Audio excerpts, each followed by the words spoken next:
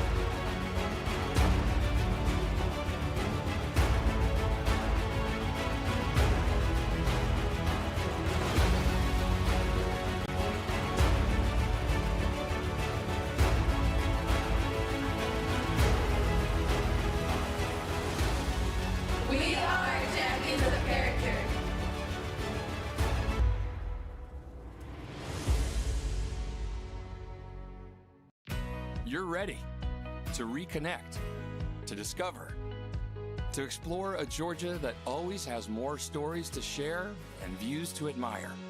Set for your next adventure while you set your own pace to wonder or wander, or whatever it is that makes you feel you. To feel that Georgia feeling, those beautiful, real, honest moments. The only found in Georgia moments. Find yours at exploregeorgia.org. My character, Shazam, knows all about growing up in a family full of teenage superheroes. They're bold. Where's everyone going? To fight crime? Okay. Adventurous. Shazam! There's never a dull moment. And no matter what happens, they'll always have your back. All they need is a place to grow and be themselves. And the best part is, you don't have to be a superhero to adopt a teen. Learn more about adopting a teen from foster care. Visit adoptuskids.org. You can't imagine the reward.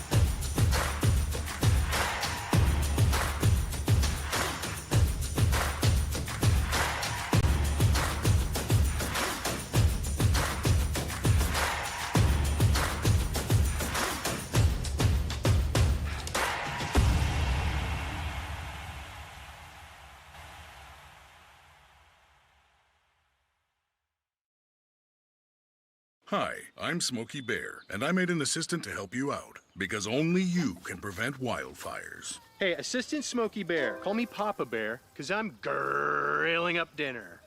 Do you get it? Yes, good job. So, what should I do with all these coals? Don't just toss them out. Put them in a metal container because those embers can start a wildfire. I understand. The stakes are high. Ha ha ha ha. See, Smokey thinks I'm funny.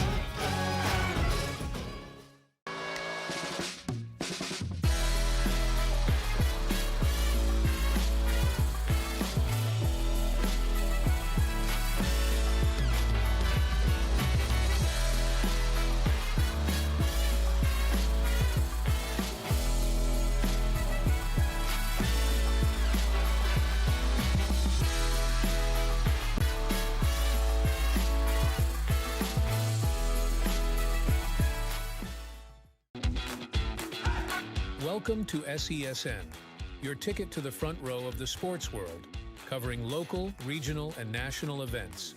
We bring the game to you. Feel the excitement of every play, every score, every victory.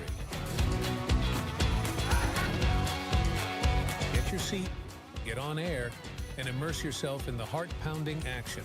The Southeast Sports Network, where sports come to life.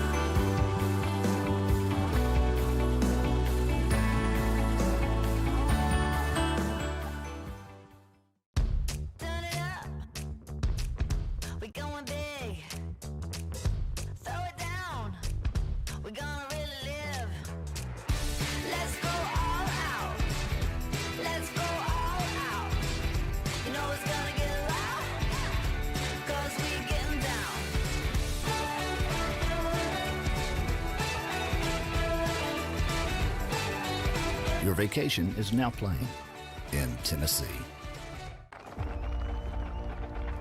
For every generation, it has started with the call to serve. Discovering the purpose and the belonging earned with the title. Learning to dig deep and push through adversity together. Defending our nation and its people. It is a life of great worth and reward. But Marines are never really finished serving. Their commitment comes full circle, visible in communities across our country. This is Semper Fidelis, always faithful, always Marine. Marking a path for the next generation.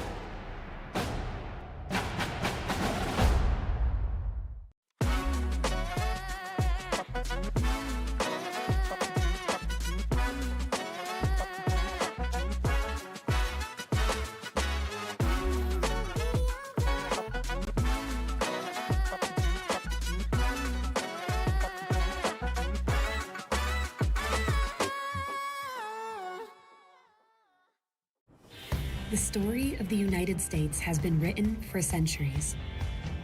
Penned by millions of authors, written in every language, from every perspective. With every chapter as unique as our people and our land. Our story is one made up of many. Find yours in the USA.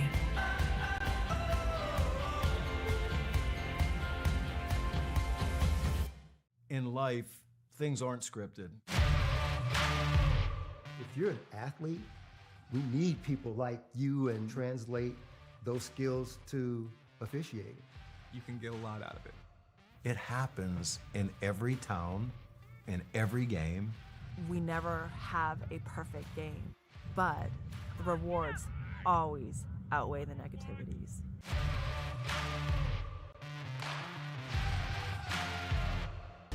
At the U.S. Center for Safe Sport, we see champions everywhere we look. In every sport, on every court, we're building a foundation to ensure all athletes are safe, supported, and strengthened. At the U.S. Center for Safe Sport, ending abuse is not just our job. It's our promise.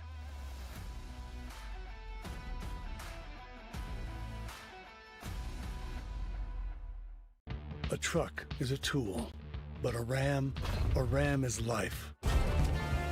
Yeah, it's the wipe the sweat off your brow sort of life. But it's also the let's load up the ATV's life. The my kids play way too many sports life. The let's find a secret spot to fish life. That looks nice. Innovations, comforts, and powertrains built to power all the lives you live. Ram.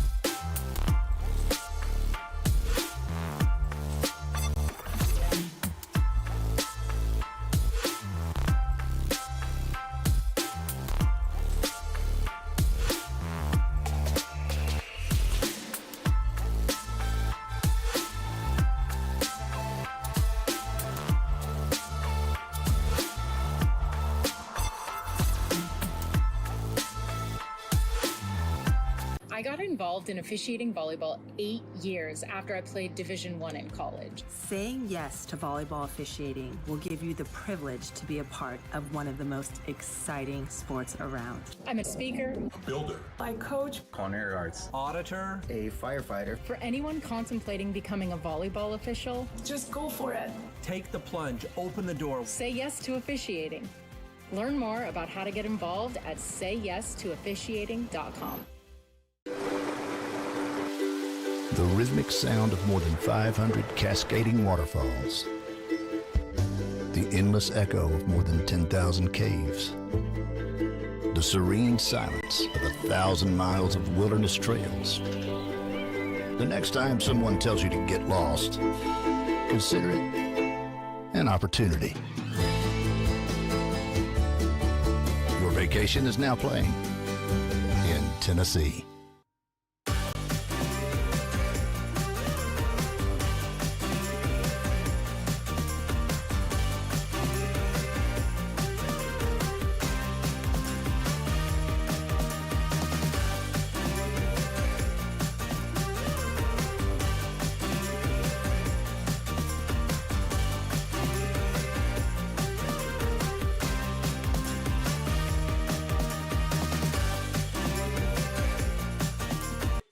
Welcome to the new era of brand promotion. Are you trying to find a way to make a splash? We understand that advertising isn't what it used to be. Things have changed. Advertising is both more dynamic and more engaging.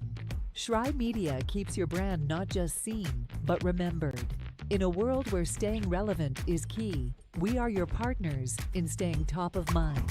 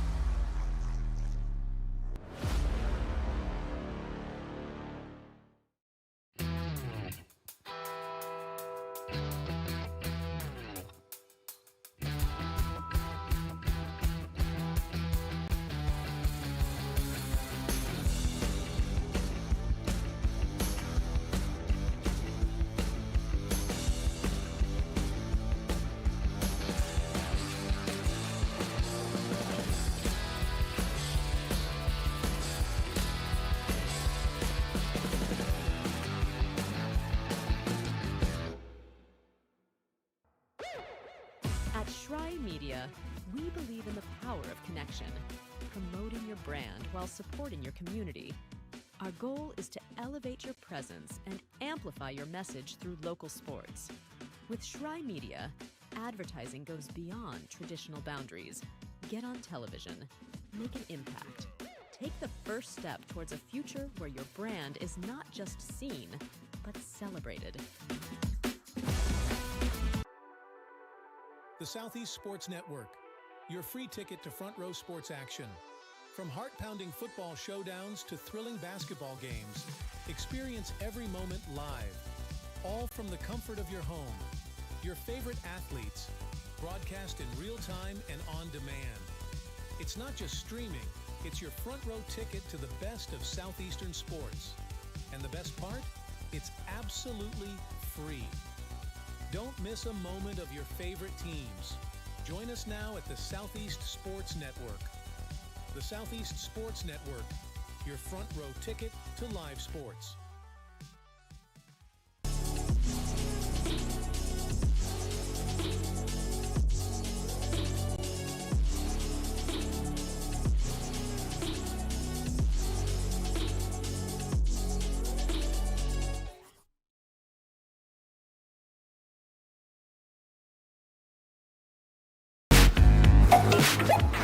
Welcome to the campus of Reinhardt University. Game number 2. A triple header today from Waleska, Georgia. Excited to have you along for all of the action. Going to be a really good one. It's the Firehawks of UT Southern and the Eagles of Reinhardt University. We're going to have all that for you and more.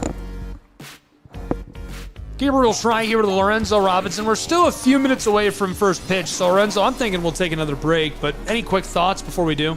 Quick thoughts is the Reinhardt Eagles are starting to find their footing. Don't look now, but a team that started 0-4 is beginning to get hot at the right time.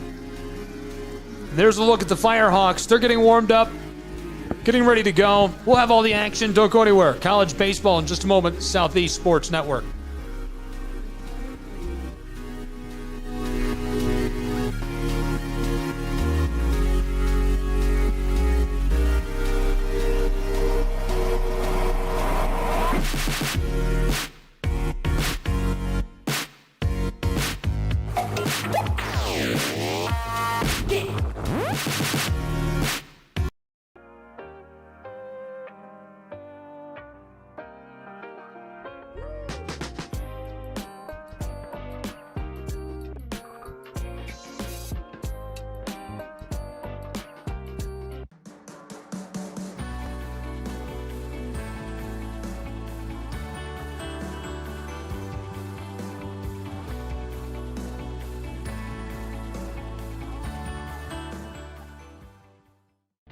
truck is a tool, but a ram is life.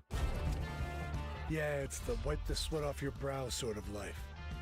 But it's also the let's load up the ATV's life. The my kids play way too many sports life. The let's find a secret spot to fish life. That looks nice. Innovations, comforts, and powertrains built to power all the lives you live. Ram.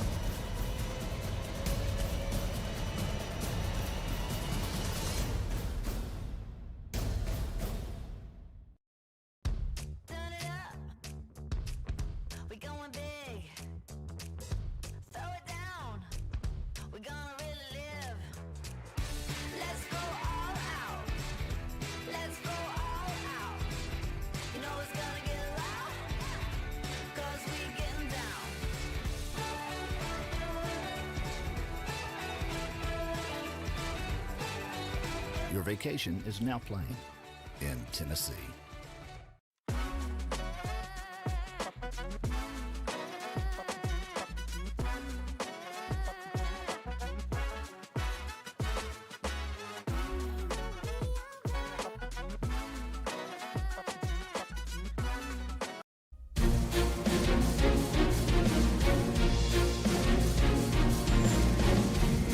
College baseball on the Southeast Sports Network. Game 2 of a triple header today on SESN. We've got all the action. The Firehawks on the road of UT Southern taking on the Eagles of Reinhardt University. Coming to you live from the home of Reinhardt University's Eagles, Ken Whitefield. Gabriel Schrei here with Lorenzo Robinson. Thank you for being with us in the booth alongside the turf today for this one. Excited to have all the action. University of Tennessee Southern's Firehawks came up with a huge win.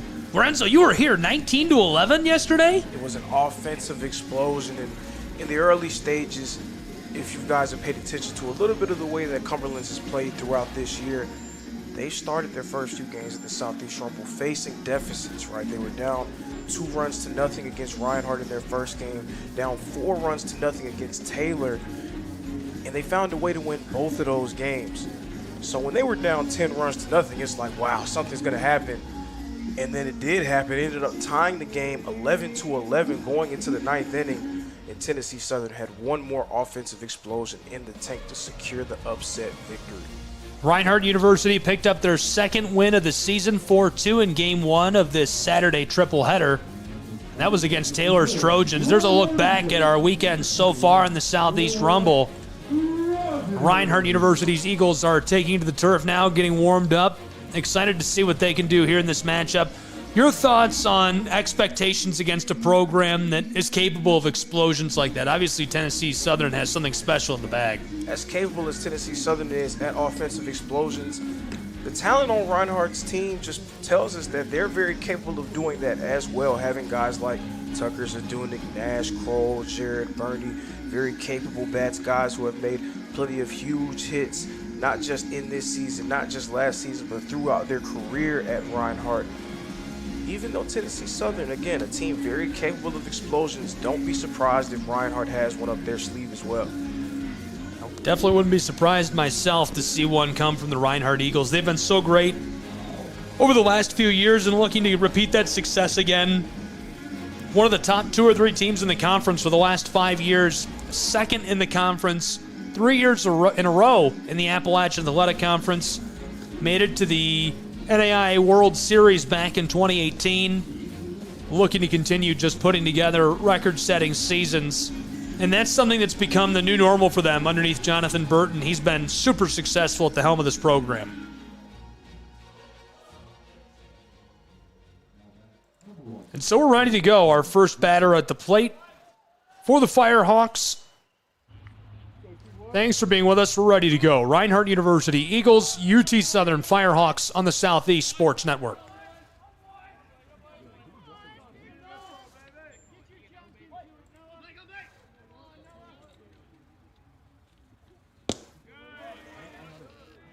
Zipped in quick for a low ball. Count 1-0.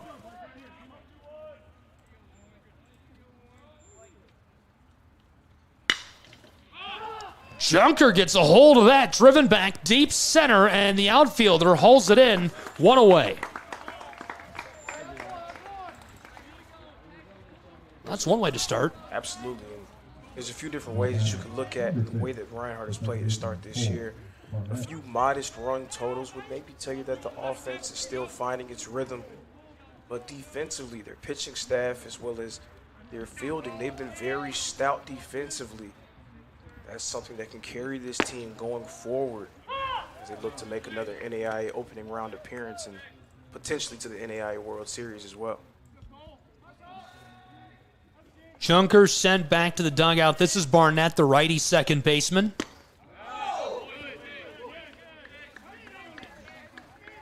Blake Rogers is on the mound for Reinhardt. A true veteran in Coach Burton's system, entering his 4th season as a member of the Eagles.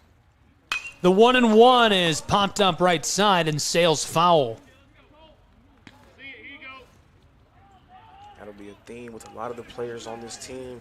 A few newcomers expected to step up in key roles, but a lot of guys who've been there before understand the program, understand what they need to do in order to improve upon the year that they had last season. Barnett 1 hit this season entering this afternoon. Both of these programs just getting started, shaking the rust off. Here's the 2-2 with 1 away. Bit high and outside. That fills up our count.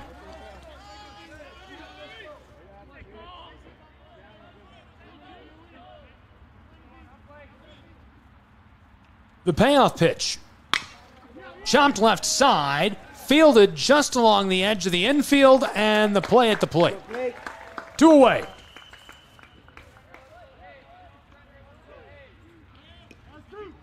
McCarthy, the lefty, shortstop, next in the batting order. It'll be interesting to get a look at him. 2 batters, 2 away. Reinhardt looking good defensively early against the Firehawks. Kevin McCarthy played such an important role in this team's game against Cumberland's. He's on fire, 4 of 5. Pretty much got the ball rolling for them, helped them get some early momentum against the Patriots as well.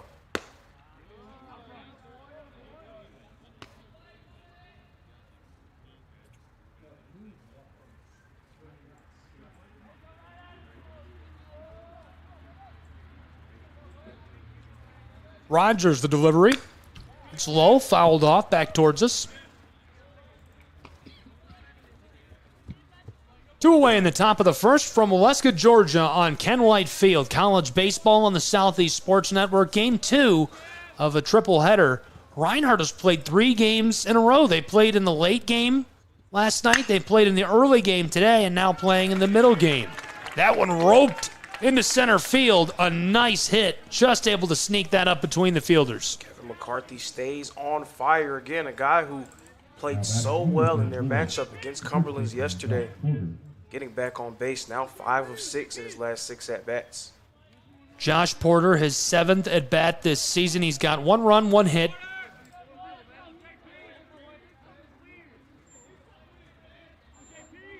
Right-handed first baseman.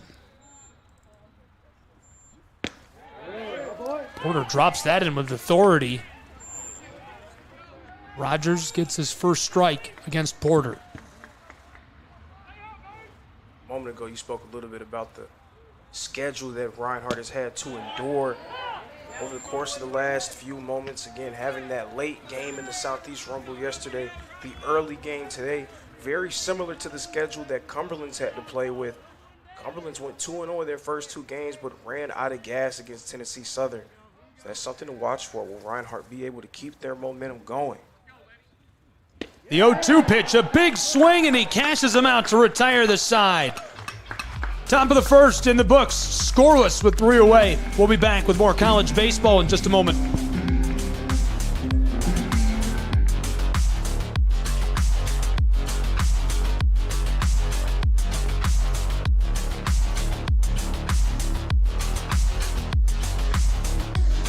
Join SESN for an unmatched sports experience. Dive into the world of game highlights, real-time updates, and electrifying coverage. With SESN, you're not just watching sports, you're living them. Be the first to know, the first to see, and the first to share every big moment. The Southeast Sports Network, where sports come to life.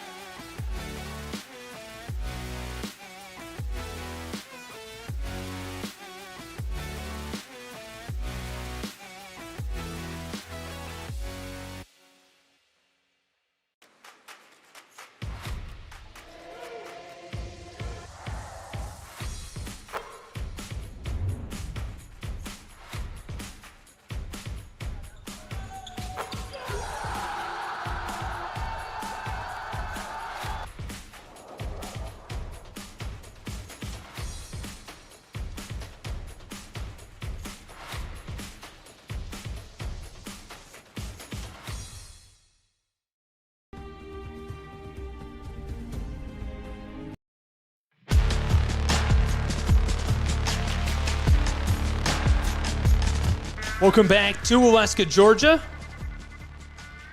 Bottom of the first from Ken White Field. College baseball on the Southeast Sports Network. We've got all the action. A really good matchup today. 2 excellent programs. The Firehawks out in front on the count for a moment. This one roped left side. And it gets down. So Reinhardt, 1 away. We'll go to the second member of the batting order for the Eagles. Prophet, I thought he had that down by the wall. We'll see Jamel Rookard with 1 away. Fielder Jamel Rookard.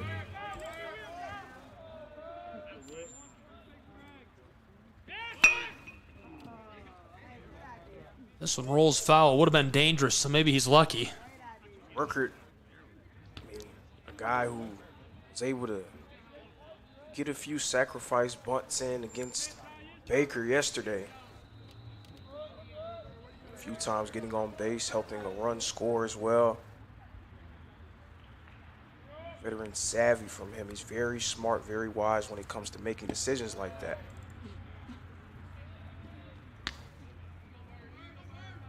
Count is 1-1 with 1 away. Pair with the right-handed pitcher. Delivered that low for a ball.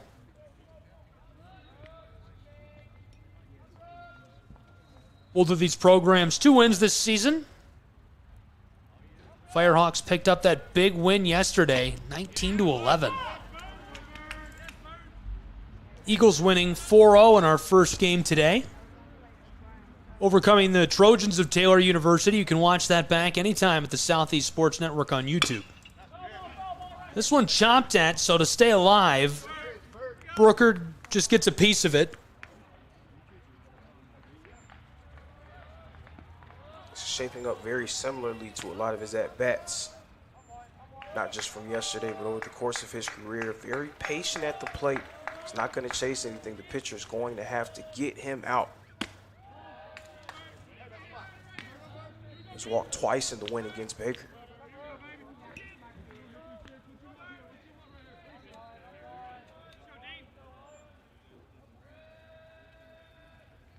Payoff pitch. With a full count, he's going to be walked down to first. Zadunik next in the batting order. Lefty right fielder. He was really effective against the Trojans just a couple of minutes ago. With one away, we'll get our first look at him here in the bottom of the first.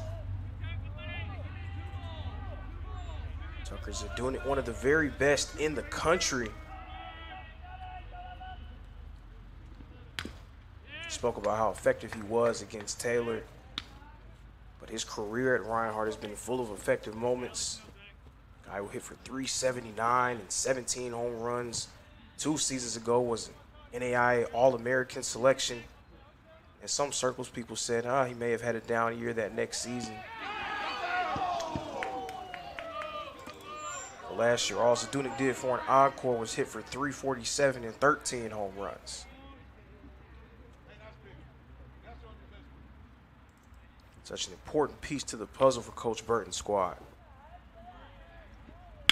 The 0-1 pitch chopped and sails foul. And again, almost good luck. You don't want that in the hands of the first baseman. Sometimes it's better to be lucky than good.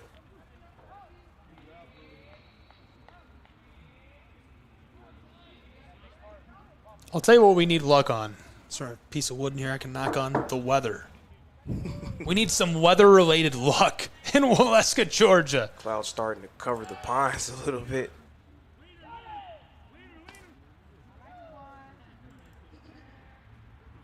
Trying really hard to catch him off the bag. Can't do it.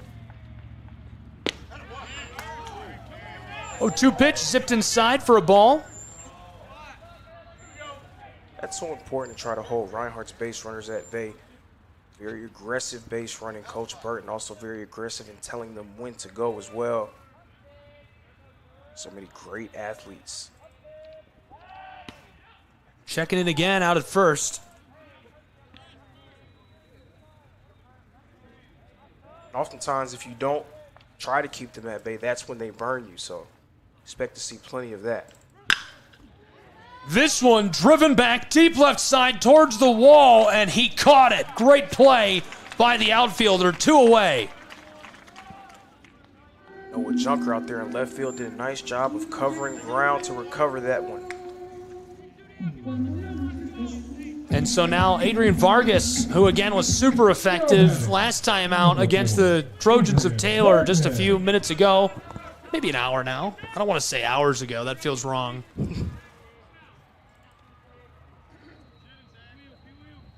Say game time ended close to about 45 minutes to an hour. 1 on board for Reinhardt. Standing out on the corner at first. 0-1. 2 away in the bottom of the first.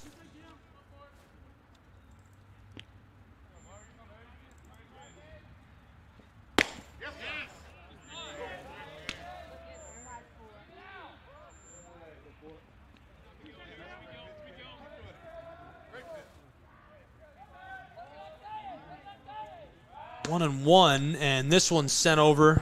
A little check-in out there at first.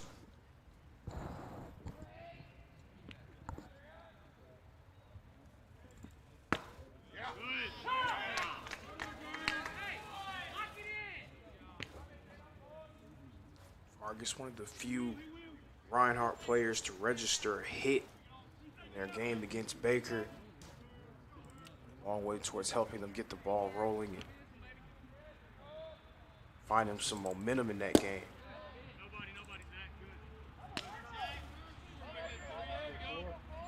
The lights have come on, even though it's only 2:45 in Waleska, Georgia. Due to that cloud cover, right? Things starting to get kind Go of dark away, and clouds. muggy. Rain, rain.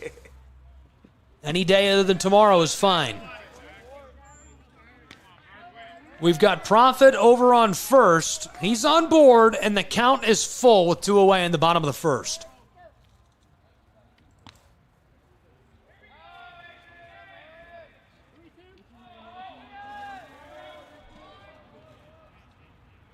Parrott from the mound, the payoff pitch. They'll walk him, and so now 2 on board for the Eagles of Reinhardt University. We go to the next man in the order. Another one who's been really good, Kroll. Kroll was super efficient last time out, and when he gets a hold of the ball, it's gone. Another guy who was so effective for this team a season ago. 20 home runs, well over 300 batting average. Big swing, strike 1 with 2 away. Very dangerous, him at the plate with a runner in scoring position. Seems like the ball just rockets off of his bat sometimes.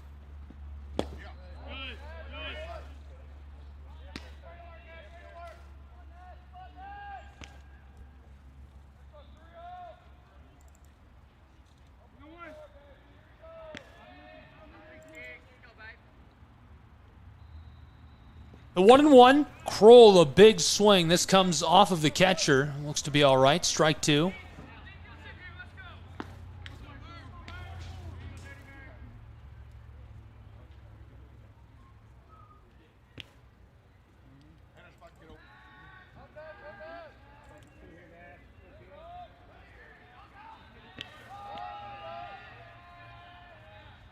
Two away. Here's the 1-2. High and way outside.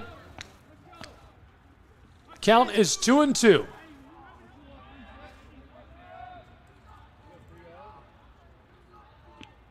Parrott on the mound, Kroll at the plate. Nash Kroll gets a piece of this, pops it up, deep left side. Center fielder is tracking it to the wall, and it's gone.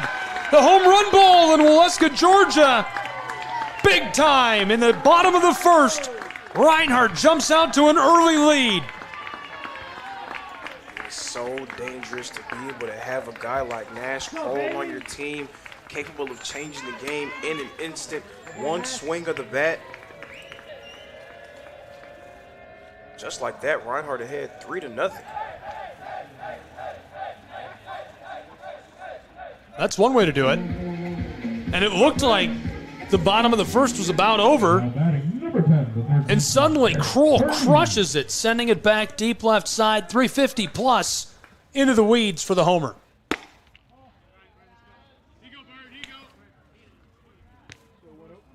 Kroll with his second homer of the season. Again, coming off a year where he had 20. And we just had young Mr. Burney get hit with a pitch. Hopefully he's all right. The third baseman going to take a jog down to first.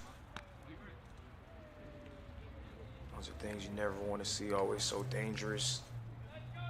Something I've always had a lot of respect for baseball players, being able to stand in there and take some of those. A ball coming at you 75, 80 miles an hour on the low end, potentially 90 miles an hour coming right at you, just having to stand in there and take that. Thankfully, Bernie's all right.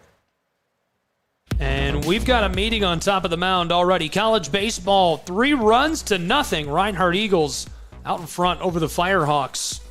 Nash Kroll crushed that. We'll take advantage of this short break, and we're going to keep it right here, but we're going to take a look back at that home run. Here's a second look at it. Kroll crushed that. Went off screen to the left side, over the wall, and you can see all 3 of them round the bases and touch home plate. Reinhardt University jumping out to a 3-0 lead in the early stages. Bottom of the first, it's all Eagles right now. Firehawks looking to wrap up the first inning and get to the second without allowing any more damage. We'll see if they can do it.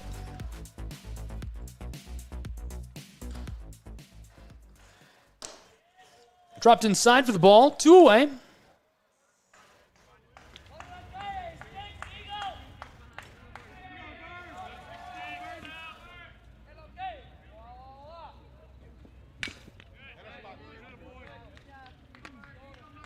Mendoza, a guy who's in his second season as a member of the Reinhardt program, didn't appear in a game last year. Now a guy that Coach Burton is expecting to count on for some consistent production. Still a young player, just a redshirt sophomore. Big time swing, strike 2.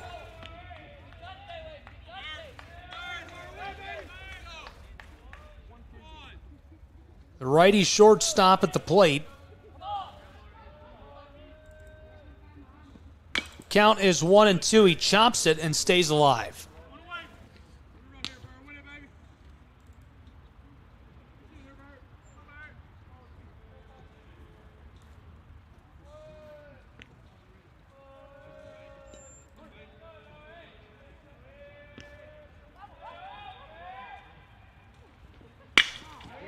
Roped through the center, off the mound, it takes a hop, and both runners on board now, safe at second and first. Reinhardt bats starting to come alive. They're beginning to build some momentum offensively. And right on time, especially after the way that they played against Taylor with 12 hits. They're picking up right where they left off. Now batting number 19, the catcher, Dylan Martin. Dylan Martin. The catcher next in the order. Here's a look at Parrott on top of the mound, just looking to fight his way out of the bottom of the first.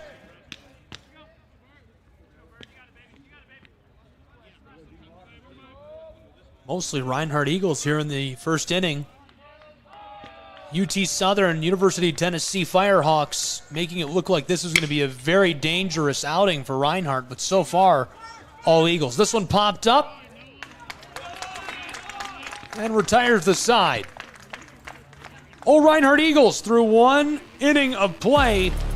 We'll go to the top of the second and be back with more college baseball in just a moment on the Southeast Sports Network.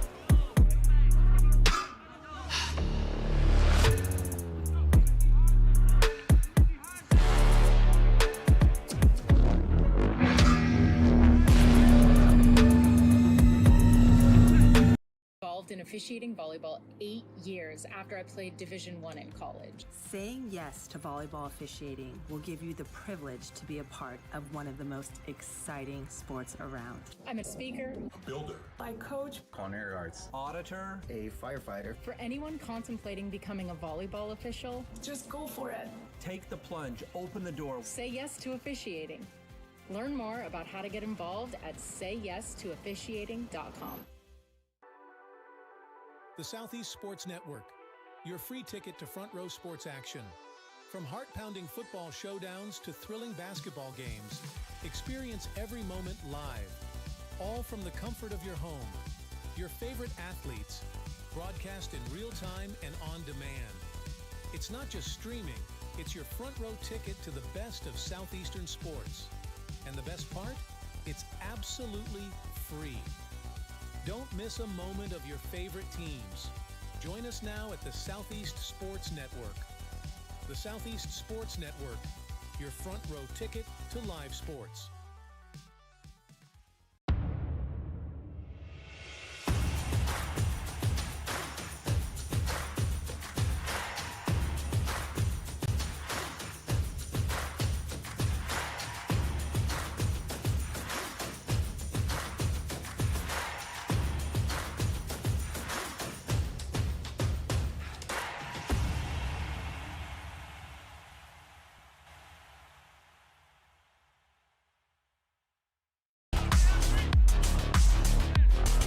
Welcome back to Waleska, Georgia, college baseball, Southeast Sports Network. Thanks for being with us. Thrilled to have you along for the ride. Really good one so far between the University of Tennessee Southern Firehawks and the Reinhardt University Eagles. Reinhardt University jumped out to an early 3-run lead. Firehawks looking to dig out of it. We've got all the action here. Gabriel Schrei, Lorenzo Robinson. 1-1 dropped in for strike 2. Lorenzo, your thoughts on what we've seen so far? You saw the big bat of Nash Kroll being able to do what he does best. Scoring 3 runs for Reinhardt, kicking things off for them, breaking the ice.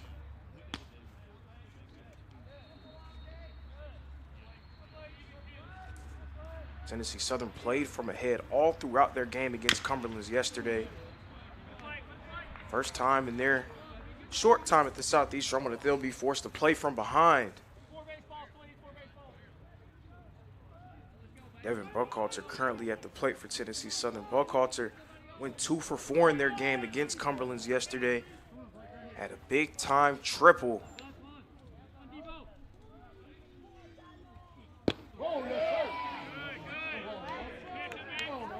Count currently at 3-2.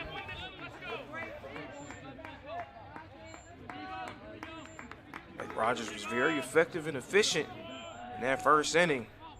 Now getting into the heart of this Tennessee Southern order. Buckhalter made his way to first. He thought that he was walked. Instead, the umpire telling him, "Not so fast, my friend. That's strike 3," and help us secure the first out. Now batting number 13, the third baseman, Ty Garrett. Ty Garrett now coming up to the plate for Tennessee Southern, another guy who was very effective for them in their matchup against the 8th-ranked team in the country, Cumberlands.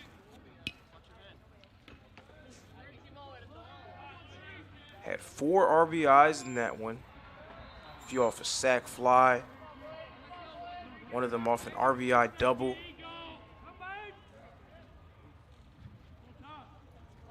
A strike there thrown from Rogers. Ty Garrett, the junior from Clarkville, Tennessee, formerly of the University of Charleston.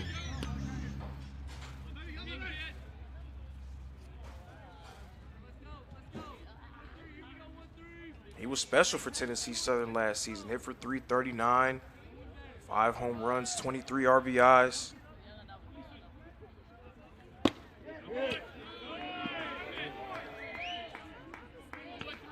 And that's the level of play that you'll see up and down this roster, especially with guys who are returning. Players who posted some career years a season ago. Tennessee Southern much improved from where they were as a program and trying to continue to reach new heights.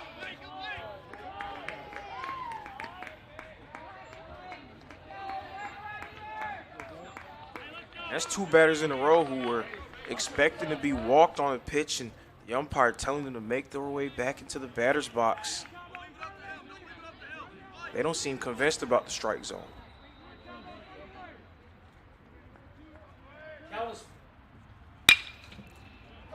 Payoff pitch. Set foul. Count is full with 1 away.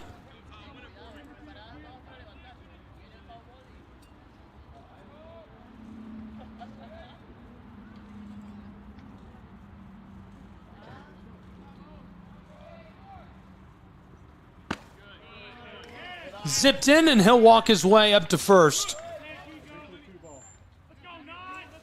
So Gilbert wasn't wrong about being walked just a little bit early, I would Now say. batting number 9, the designated hitter, Chandler Jordan. This is Cam Jordan.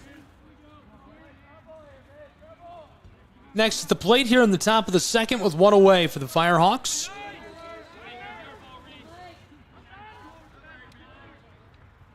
Three-run lead for Reinhardt's Eagles. Strike 1.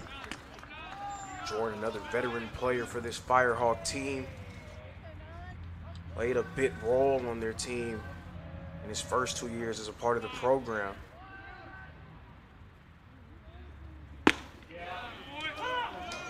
Zipped in for strike 2, down in the count quick.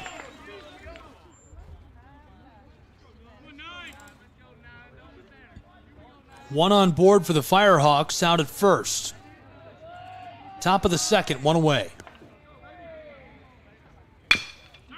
Chopped left side, a race down to second, and a play at first, 2 away.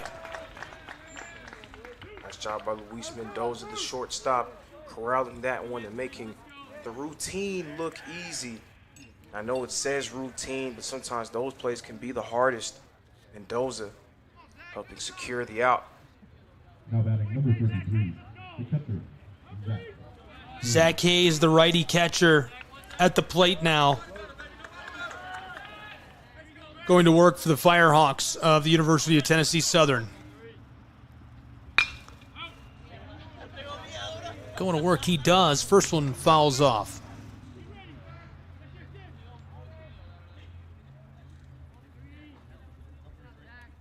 Hayes, another Clarksville, Tennessee native, along with Ty Garrett, who we saw at the plate a few moments ago. This time up the left line, stays fair, and cut down at first to retire the side. To the bottom of the second we go. 3 away just like that. Reinhardt Eagles out in front by 3 runs on the Southeast Sports Network.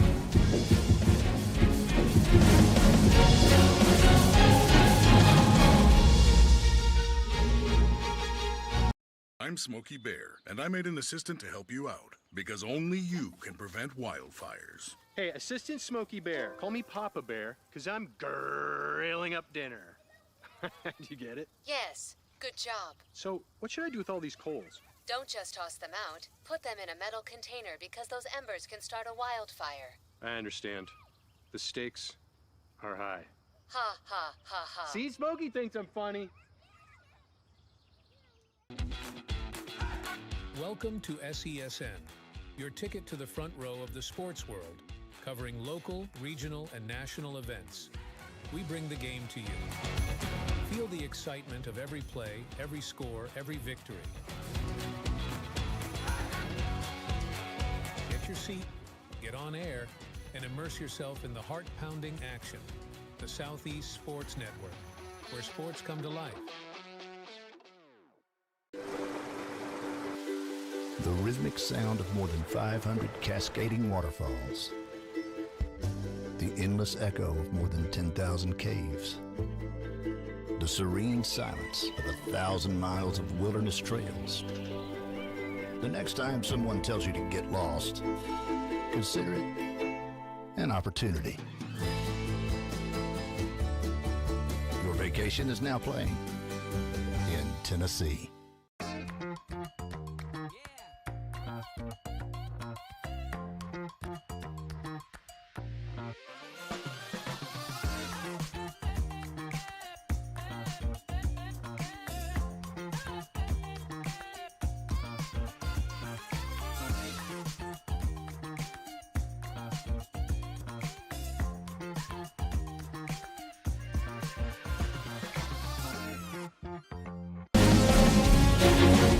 Welcome back to the campus of Reinhardt University.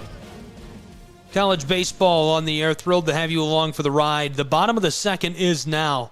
3-run game. Reinhardt, who is hosting the Southeast Rumble here on the Southeast Sports Network, finds themselves with a 3-run lead as we enter the bottom of the second. I'm Gabriel Schrei, Lorenzo Robinson here with me. Thanks for being with us and running the aux today.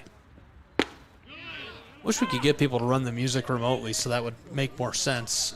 That's a random thing to wish, but vote now for what song you want to play when we come back. Have a little bit of audience interaction with that as well. Yeah. Big time swing, cash him out, send him back to the dugout, 1 away. That's a quick one, and the Firehawks going to be thrilled to have that. They needed it. Number 2, the second baseman, Jacob Profit.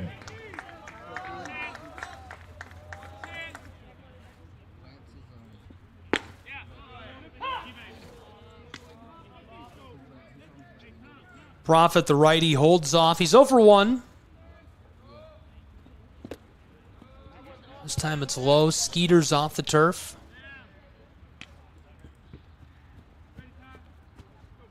Profit, his 4th season He's been so effective, played in 158 games over the course of his Reinhardt career. Quick bunt, a race down to first, up the line. What a play that was. Profit pays off. That's what Jacob Profit does. Speed is his name and speed is his game. One of the most effective base runners in the country. Very fast. And anytime he puts a bunt down and gets it in play, it's a race to first, and more likely than not, he will win that race.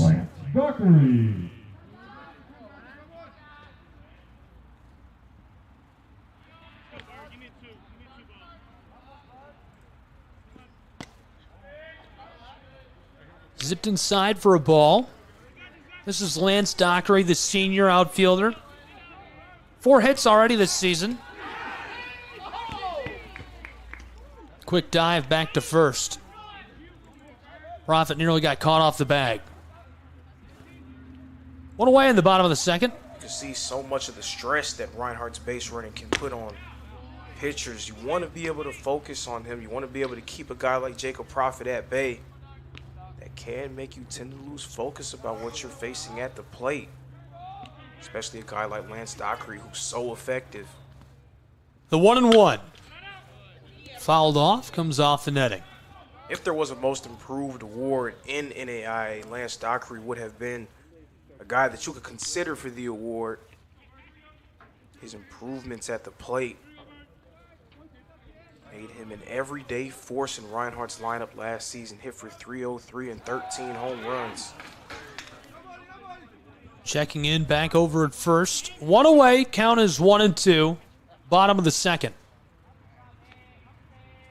3-0 Reinhardt Eagle lead. There's Jacob Profit.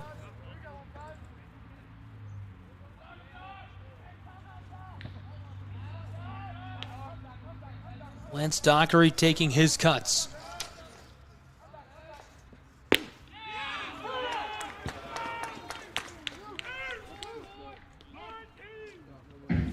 He strikes out.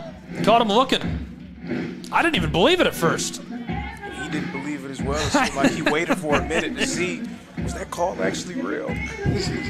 2 away in the bottom of the second. Great pitching. We'll see how much of a difference it does or does not make for the Firehawks in this second inning. Ball 1, 2 away.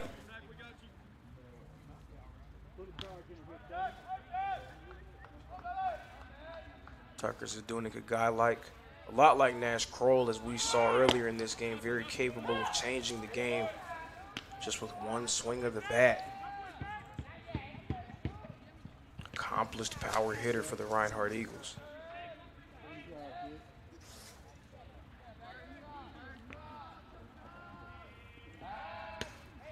Checking in on Profit, making sure he's comfortable on first. Looks like he is. That's where you want him to stay. You don't want to see him making his way in the scoring position.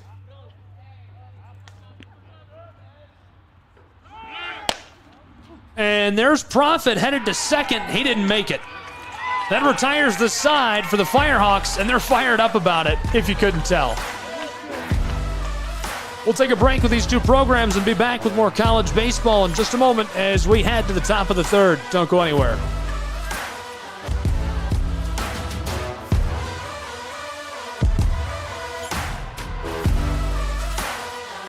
To the new era of brand promotion. Are you trying to find a way to make a splash? We understand that advertising isn't what it used to be. Things have changed. Advertising is both more dynamic and more engaging. Schrei Media keeps your brand not just seen, but remembered. In a world where staying relevant is key, we are your partners in staying top of mind.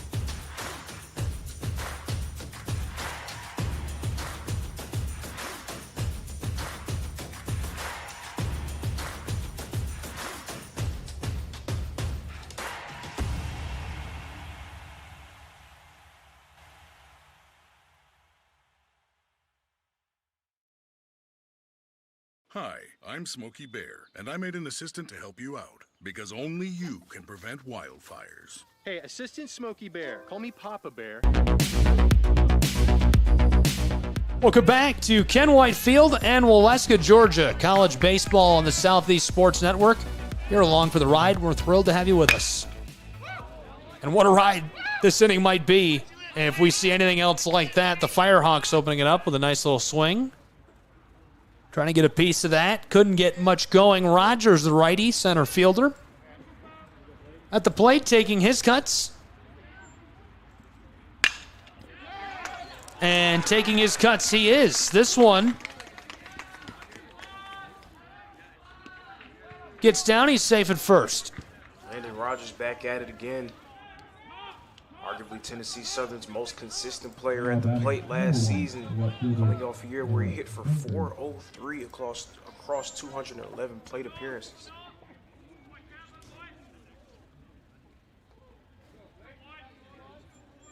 Top of the third. Back-to-back hits. Safe at second, and a play down on first, one away. Firehawks trying a little bit of small ball there. Junker goes out, but Rogers now in scoring position. Now batting number 6, the second baseman, Cole Barber. Yeah, I like the try by Junker, and that was close on the foot race. He nearly made that one.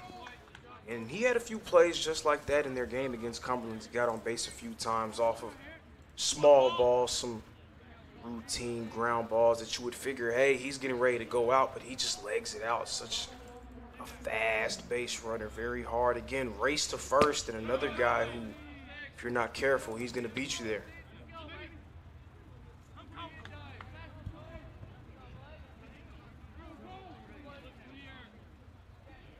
One away in the top of the third. The 1-0 pitch.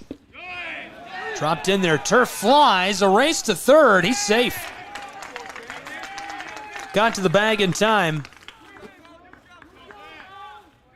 Reinhardt now playing defense with a guy in prime scoring position.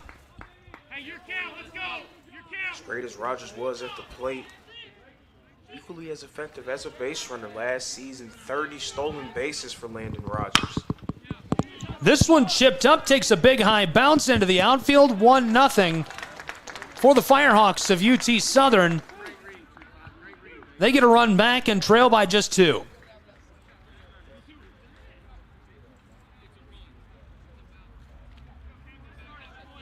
Looks like we'll have a meeting on top of the mound for the Eagles of Reinhardt University after that run is allowed.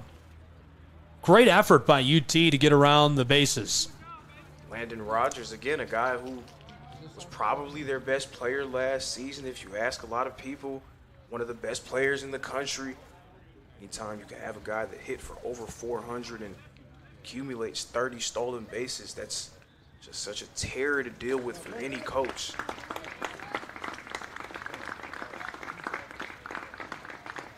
He's doing his part to get his team back in the game. 2 away in the top of the third. A couple of really good coaches on the turf today for these two programs and in the dugouts. And taking just a second to get to know them, get acquainted. Head coach of the Reinhardt University Eagles, Jonathan Burton, his 6th season with Reinhardt. Entered this year with 500 wins, 155 of them at Reinhardt University. Spent 7 seasons with Lindsey Wilson in the Mid-South and Trevecca Nazarene. He's been really good. Reinhardt's been good for a while now. On the other side, UT Southern, the Firehawks, threw out in the dugout by Mitch Hill. It's his 6th season this year. Previously was the head coach at Alabama A&M in the SWAC. He was coach of the year there in 2015. So he's had a great outing in the last 6 years with UT Southern, looking to keep it going. Last season they went 33-18, 64% of their games they won. In conference, 14-11.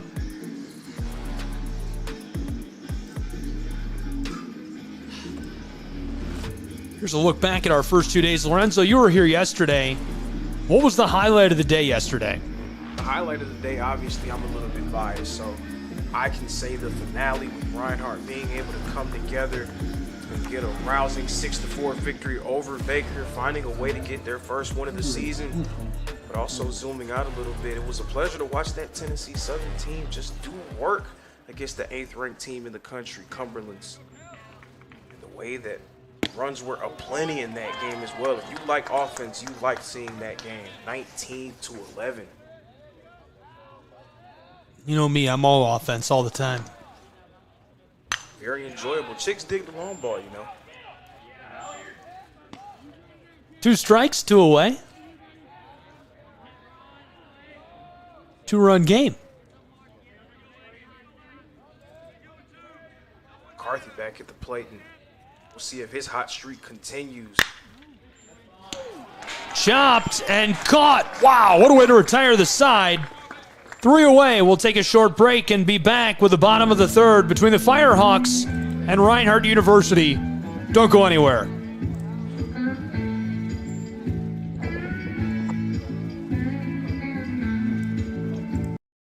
And I made an assistant to help you out, because only you can prevent wildfires. Hey, Assistant Smokey Bear, call me Papa Bear, because I'm grilling up dinner.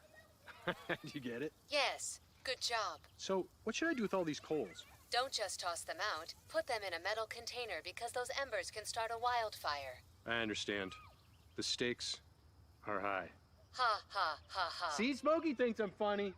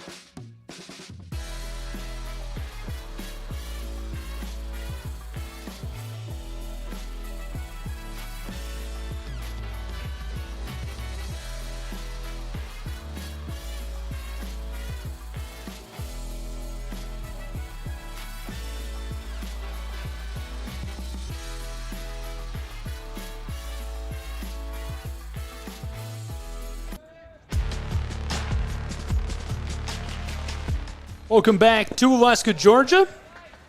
We've made it to the bottom of the 3rd between the Firehawks of UT Southern, the Eagles of Reinhardt University. Thanks for being with us. It's a 2-run game. Lot of action. Reinhardt at the plate. The count rises to 3-0. Eagles man Zdunick way out in front.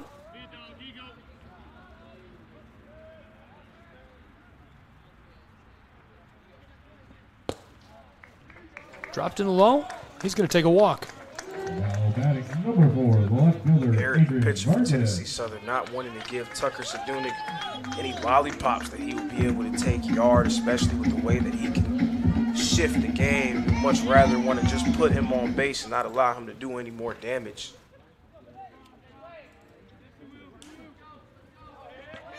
Those are the difficult decisions that this lineup just kind of forces you into. Tries to the bunt. This one skiffs off, rolling up into the backstop. And then when you're a guy like Sedunick, who's built a reputation for himself as a premier power hitter in this, not just conference, but also in the country, you may only see one pitch that you deem is worthy of a swing over the course of an at-bat.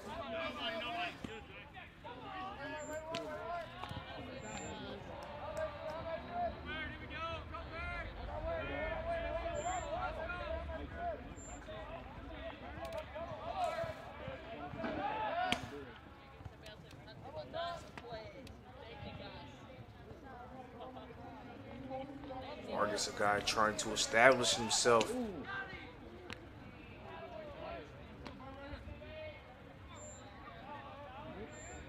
Trying to prove that he can be a player that Coach Burton can trust in big moments. Popped up, this sails into the backstop.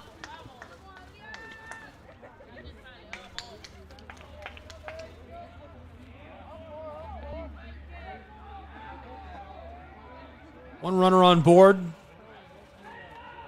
No outs in the bottom of the third. This is Vargas at the plate. Count is 1-2.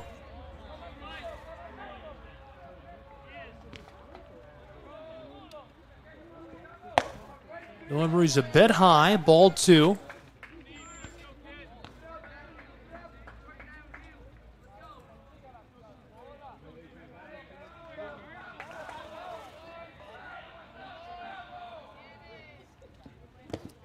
Two pitch. Skeeters off the turf. Count is full.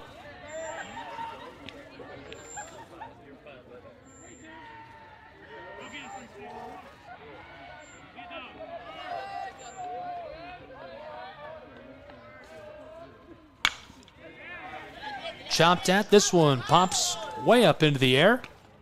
That sky just... That's, if you can't hear that, I'm knocking on the wood. That sky just looks ominous.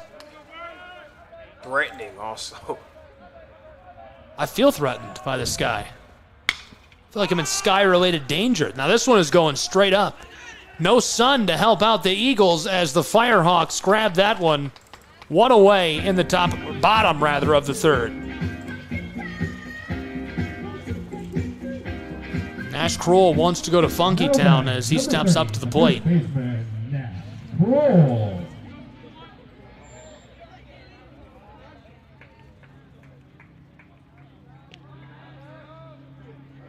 His 3-run shot helped kick off the scoring earlier. Again, much like Zdunek, it'll be interesting to see how many quality pitches Parrott will give him. Hopefully, he's hoping that he'll chase at something.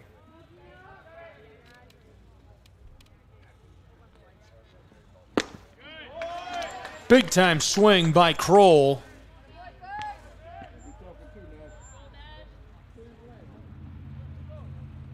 One away. Little check-in down the base path at first.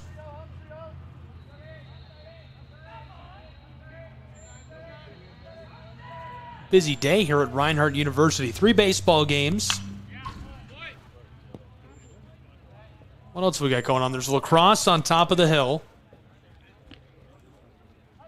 Volleyball earlier today, and they won, right? They did win. Just walk around campus, I mean, you'll just see all the great things happening. Very vibrant. And a few days ago, you spoke about feeling like spring. That's when I know that it's close to spring, when I start to see people outside enjoying themselves, having a good time. At this point, I do seem to think that they're a little crazy because it's still kind of cold. I don't know. I'm on the winter wagon today with this weather. I'm out on spring right now. If the sun came out, I might start changing my tune real quick. I feel like I do see a few raindrops, little drizzle happening.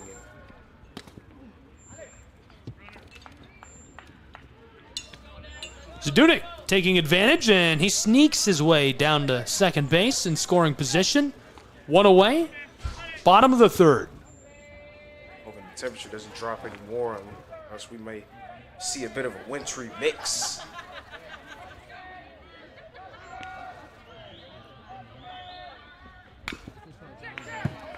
Chopped. This fouls off. Down in front of the backstop. Good fight by Kroll. This at bat, staying alive. Eric doing a tremendous job on the mound. A few pitches that would have likely punched someone out, but Kroll just staying alive, giving himself more bites at the apple. Gets a hold of the 1-2, driven back. This is down in front of the wall. Zdunek has a lot of room and space. He's got the time all the way home. Reinhardt has a 3-run lead as Kroll stops on second. Nash Kroll yet again. He stays hot, staying alive in the at-bat, fighting it off, until he finally saw the pitch that he liked. And another RBI for Nash Kroll. He's making things happen almost by himself for Reinhardt today. And here's a look back at that RBI by Kroll. Roped that left side. You can see Zdunek. He's on the far left side of your screen there, rounded the corner, and just able to coast home unbothered for the run. Reinhardt now with a 3-run lead at Ken White Field on the Southeast Sports Network. Just one away in the bottom of the third Gabriel Schrei here with Lorenzo Robinson. Thanks for being with us. That's one way to cushion your lead. Catcher takes a shot as Kroll will just jog his way down to third. Giving yourself cushion, especially with the way that we saw Tennessee Southern explode offensively against Cumberland's maybe the best plan of action. We saw Tennessee Southern have an inning where they put up 6 runs, which was the 4th inning in that game. They put up 8 runs in the 9th inning of that game. So you want to be able to create as much space between them and you as possible in the early stages. 2 away, he's tagged to first. Bottom of the third, 3-run game. Luis Mendoza next to the plate for the Reinhardt University Eagles. Now batting number 11, the shortstop, Luis Mendoza.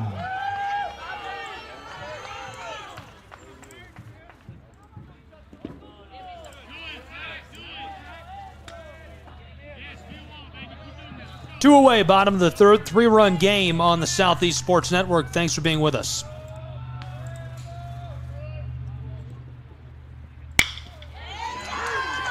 Blasted outside. This one is caught to retire the side. Nice play by UT Southern's Firehawks. We'll take a break with them and be back with the top of the 4th in just a moment on SCSN. Don't go anywhere.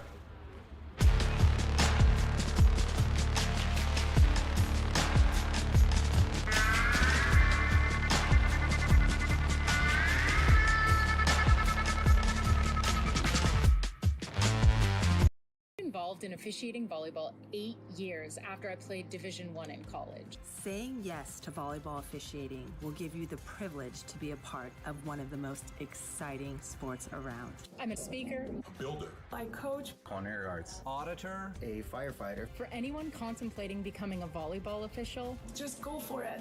Take the plunge. Open the door. Say yes to officiating. Learn more about how to get involved at sayyestoofficiating.com. The rhythmic sound of more than 500 cascading waterfalls. The endless echo of more than 10,000 caves. The serene silence of 1,000 miles of wilderness trails. The next time someone tells you to get lost, consider it an opportunity. Your vacation is now playing in Tennessee.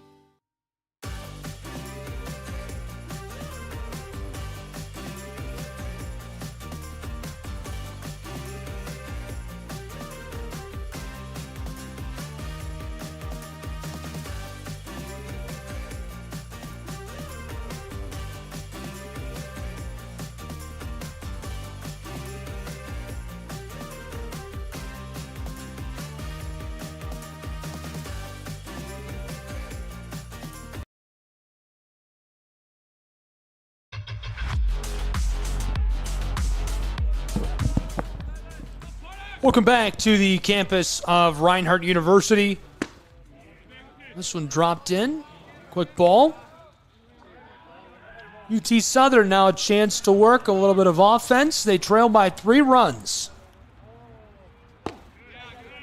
Holding off. Smart play. We've got an ominous sky in Molesca, Georgia. That's an ominous hit, dropping down, and this one comes off the wall.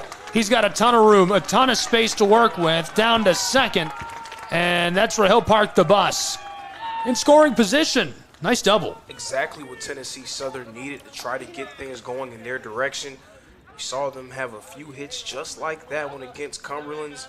They haven't really had a whole lot of extra base hits against Reinhardt. The pitching and defensively, their fielding has been very superb to start this one.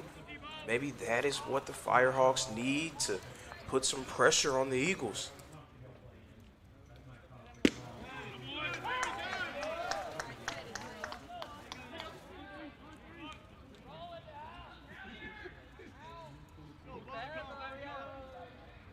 Al Snell just at the plate for Reinhardt. This isn't his first rodeo.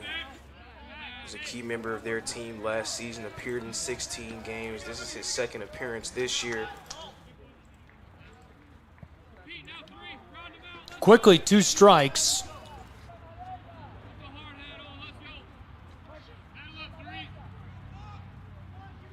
The 0-2 pitch. Hung back, that's a ball.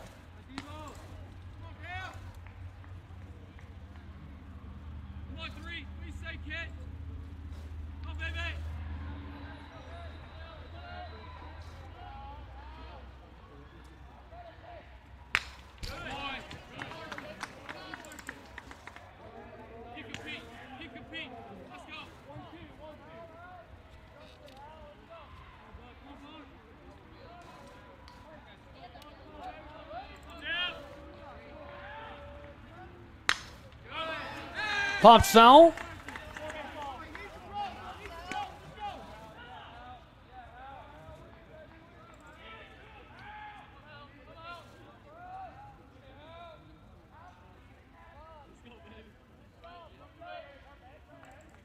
Top of the 4th, none away.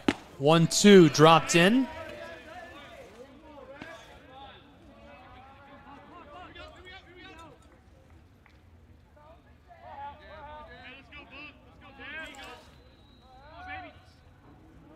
The 2-2. Fouled off again. This sails back towards University Stadium. We're at Ken White Field, home of the Reinhardt Eagles baseball team. They're hosting the Southeast Rumble this weekend. You've been around for a minute now. What does the Southeast Rumble mean to not only the baseball program, but Reinhardt University as a whole? It's a big-time situation, having a few different teams, a few different programs, so many different people being able to come and get involved and just be a part of the university ecosystem. And also from a on-field perspective, it's a chance for a lot of people to be able to see some of the best teams in the country. Last year, 3 of the teams from the Southeast Rumble made it all the way to the NAI World Series. 3 out of the 10-team field, 3 members out of that 10-team field played right here in Waleska, Georgia.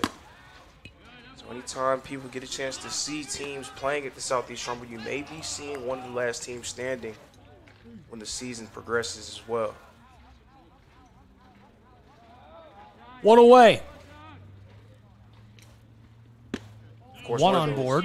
One of those groups was the Cumberland's team that Tennessee Southern beat 19-11 last night. And that's also what the Southeast Rumble represents, kind of a measuring stick. See where you stack up against some of these teams that you may be able to encounter down the road as well. Taylor, another team that we've seen at the Southeast Rumble that also made it all the way to the NAIA World Series. So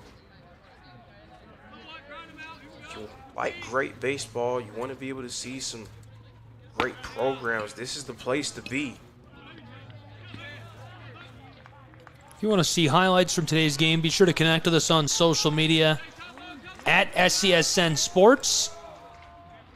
Highlights will be not only on the platform where you viewed the game, if you're with us on YouTube, they'll be on the website, scsnsports.com, and you can find them on Twitter at SCSN Sports. And we've now got a full count, 3-2, with 1 away in the top of the 4th.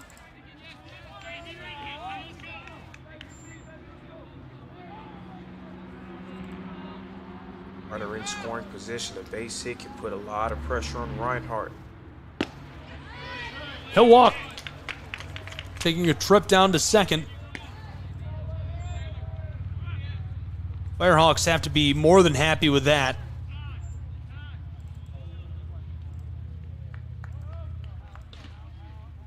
Now batting number 9, the designated hitter, Chandler Jordan. Taking his place, the DH, Cam Jordan. He's a righty, 0 for 1 today.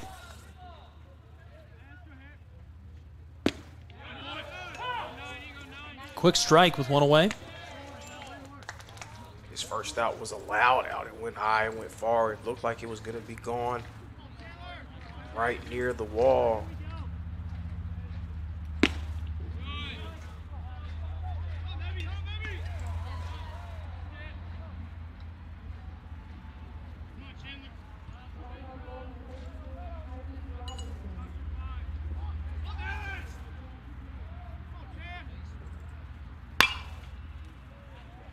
Popped up right side, and this sails harmlessly to the turf.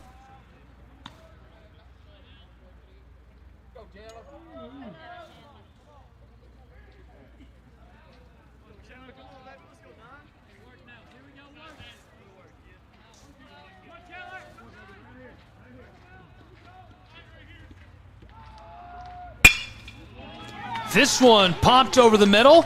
Great hit. It gets down in center field. Runner coming around, and he's got a chance to make the play at the plate. Oh, my goodness. A last-second call, and they'll give it to the Firehawks. 2 down in the top of the 4th. What a play.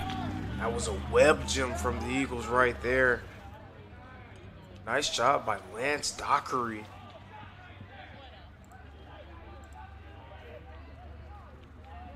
That was a rocket, a laser he threw to home plate. No batting. Number 33, the catcher, Zach Hayes.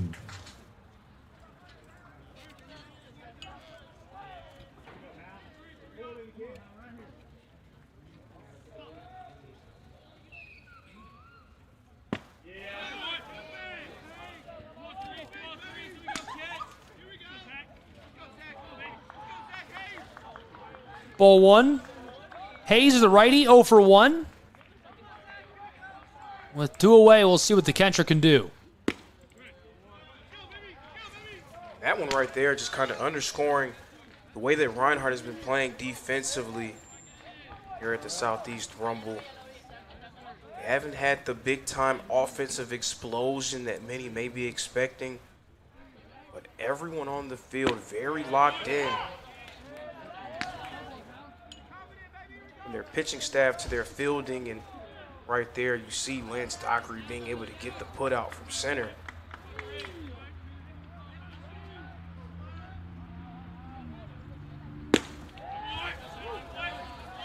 That's dropped in for the ball. 3-1 count, 2 away.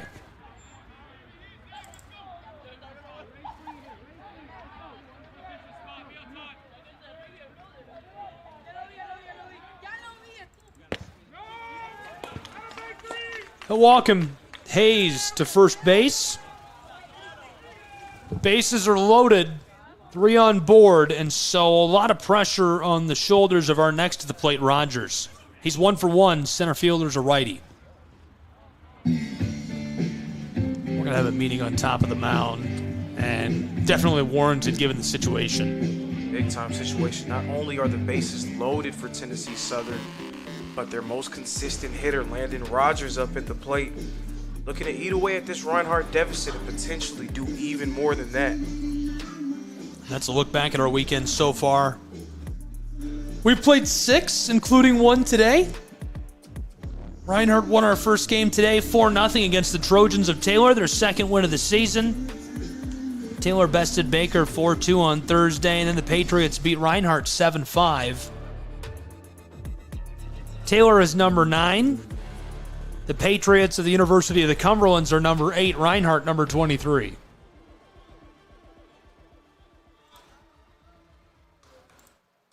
Two away in the top of the 4th. And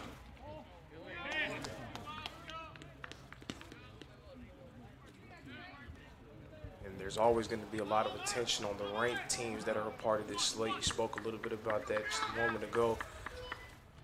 3 ranked teams out of the 5 teams that are playing here at the Southeast Rumble.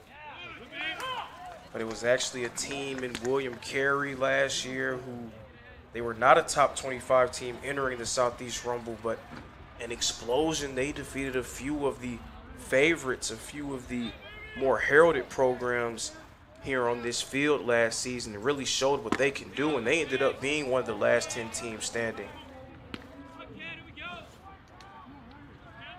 2 away, count is 2-1. I say that to say don't be surprised if you see a team like Tennessee Southern or Baker take the lessons and the experience from this situation and apply that to the rest of their season.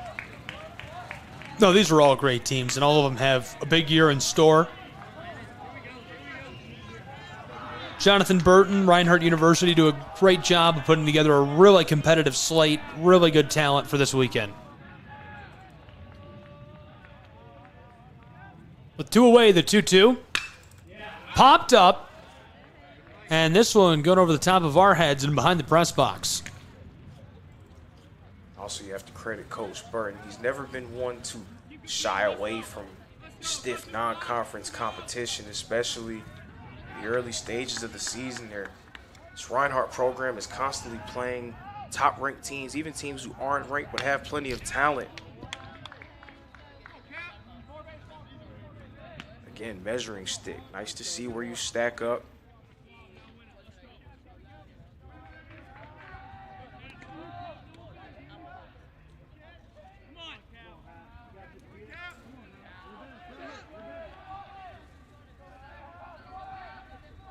The 2-2.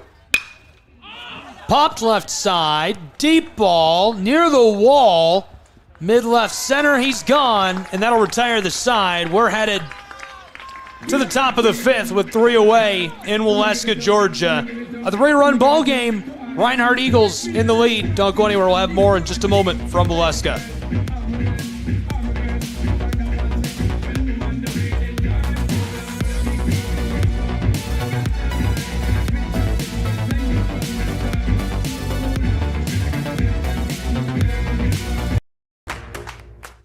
Join SESN for an unmatched sports experience. Dive into the world of game highlights, real-time updates, and electrifying coverage.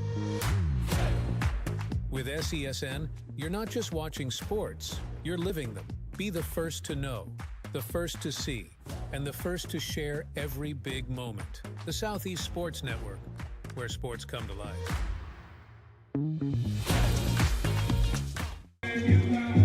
Doc is crazy on too.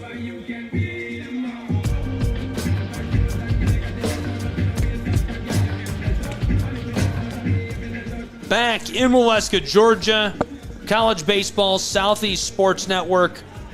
Thanks for being with us. Be sure to visit us, SESNsports.com. Find us on social media to see highlights from today. Follow along when we're live at SESN Sports. Always free, always live, always online. You know what team I mentioned during the first game that you and I had to talk about? That women's basketball team. I'm going to bring them up every other broadcast I do. I can't believe how good they are. Rightfully so. I mean, they deserve a lot of attention with the way that they've played to start this season. Undefeated and really threatening, looking like a force to be reckoned with, a team that you have to deal with and expect to make noise in the national tournament as well. Well, you know, earlier this year, Reinhardt University created a lot of controversy when it came time for the college football playoff. They weren't included, and they were number 12 after going undefeated at the end of the season. Reinhardt University's Lady Eagles are number 23 in the poll, and they're undefeated, one of only 2 undefeated teams in women's basketball. I think that's crazy. And I guess it's more of a situation where there's not a whole lot of respect with the other teams in the conference, but there's a saying that Coach Miller, the football coach at Reinhardt University, always says, the most important game is not the game that you're looking at down the line or a playoff game that you can see coming a month away. The most important game is the next one. So you just have to be able to beat the teams on your schedule, beat who's in front of you, and let the chips fall where they may.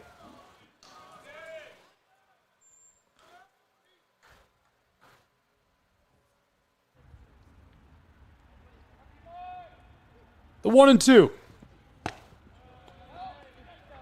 Held off on that for the ball.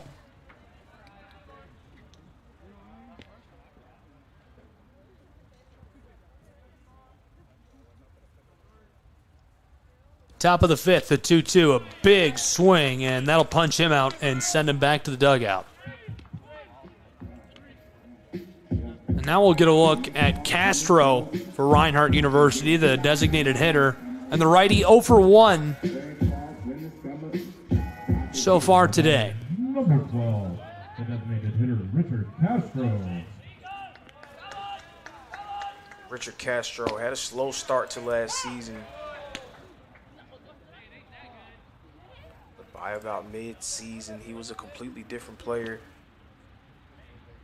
Finished hitting .299, became a reliable bat for this Reinhardt ball club.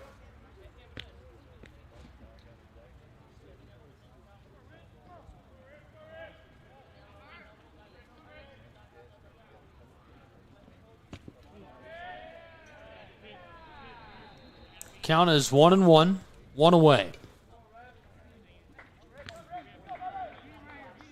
Tennessee Southern's offense kind of resembling a sleeping giant right now. Only one run through their first 4 innings.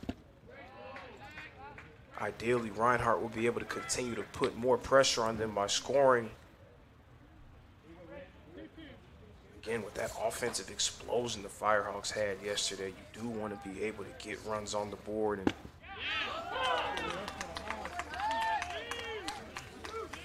And he's headed back to the dugout. 2 in a row now for the Firehawks pitcher. Take that all day long if you're UT Southern. Parrott doing a nice job settling back in, going through this Reinhardt order. Plenty of talented hitters he's facing. The righty second baseman, Prophet, 1 for 2 today. Getting that talented lineup, but he seems to be up to the task. Also a credit to Coach Hill for trusting him after giving up 4 early runs.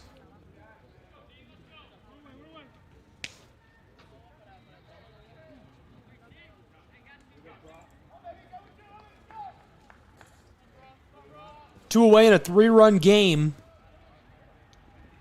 The 1-1 skiffs off the turf, right at the front of the batter's box.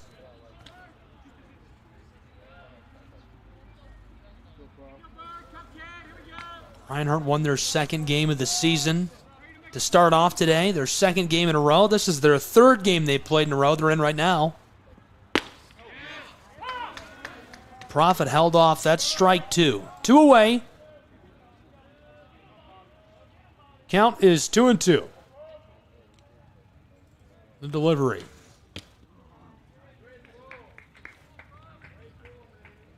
That one fills our count. Reinhardt playing all these games in short order and stiff competition as well.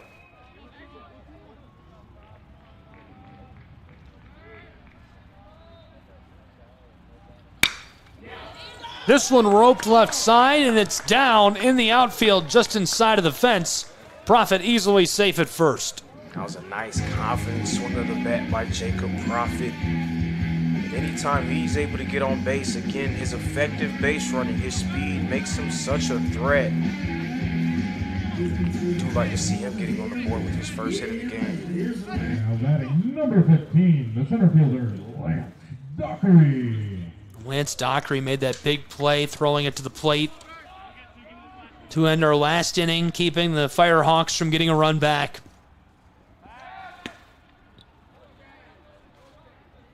Quick check-in over at first. Prophet back to the bag. He's 2 for 3 today now.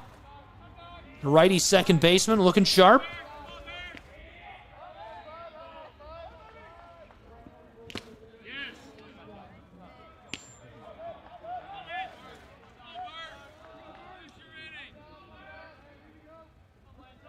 Clouds, it just seems like it's getting darker and darker. It doesn't seem it should be that dark outside. It's only 3:49. I'm kind of afraid of the clouds. I think I already made that joke. I mean, they're pretty, they kind of aren't a joke. Yeah, I mean, it's not a joke to me. I take that really serious. They're just hovering over us. Oh, 2 pitch, popped up, center field. 2 tracking for it, and this will retire the side. Great job getting under the ball, 3 away. We'll go to the bottom of the 5th as the Firehawks wrap things up and handle business in the top. Don't go anywhere. College baseball, SCSN. The Southeast Sports Network, your free ticket to front row sports action. From heart-pounding football showdowns to thrilling basketball games, experience every moment live. All from the comfort of your home. Your favorite athletes, broadcast in real time and on demand. It's not just streaming, it's your front row ticket to the best of Southeastern sports. And the best part? It's absolutely free. Don't miss a moment of your favorite teams. Join us now at the Southeast Sports Network. The Southeast Sports Network, your front row ticket to live sports.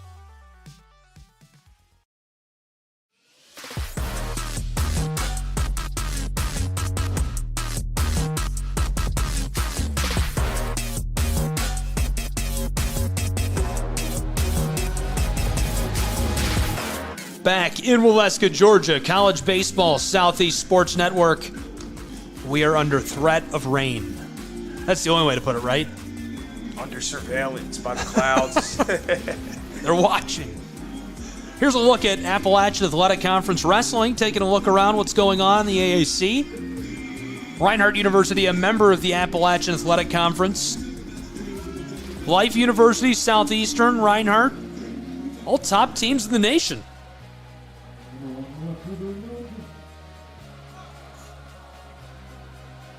Had a really good regular season.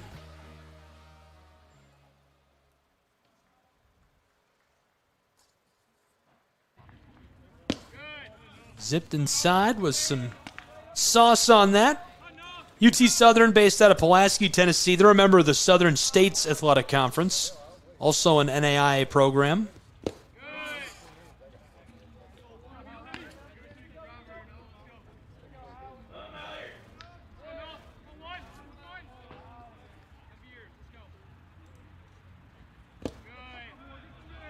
And that one's buried into the batter's box, so now the count 3-0.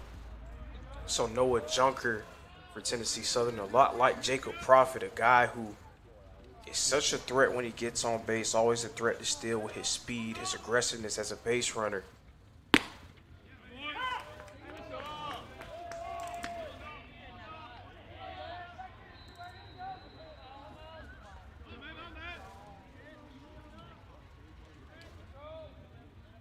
The 3-1.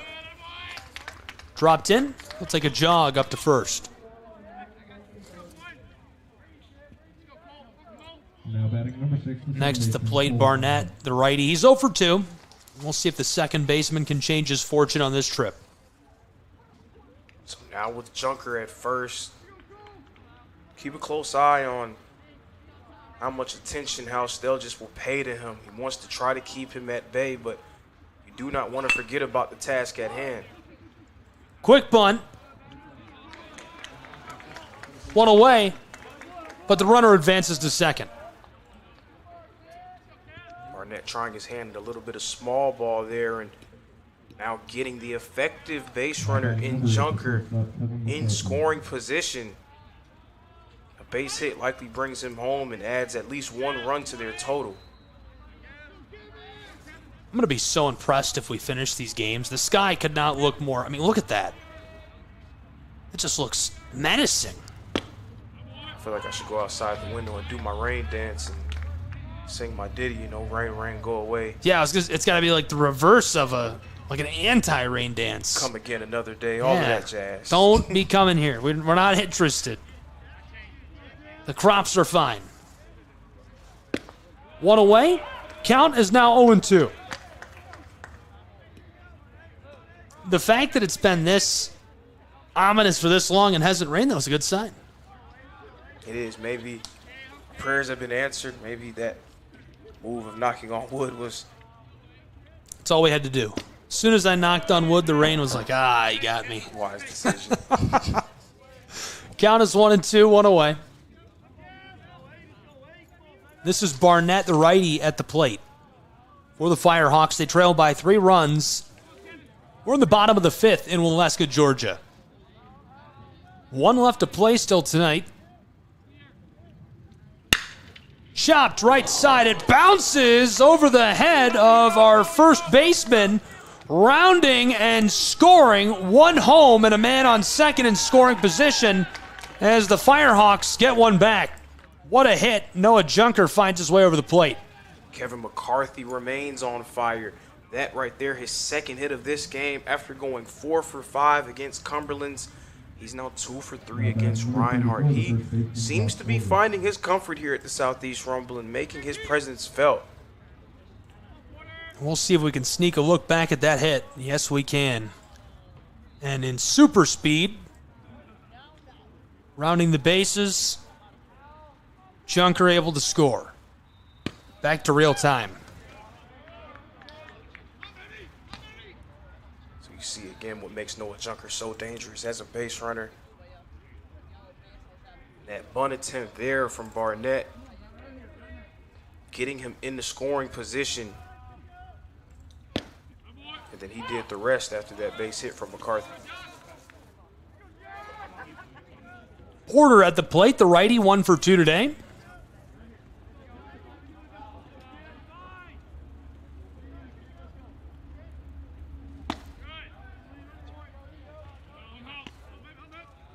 Not quite the same offensive explosion that they had yesterday, but Tennessee Southern, their bat's starting to come alive, putting a little bit of pressure on Reinhardt. It's getting a little dicey for them.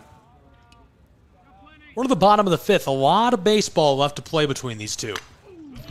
Chopped, it goes foul, and that'll be strike 2.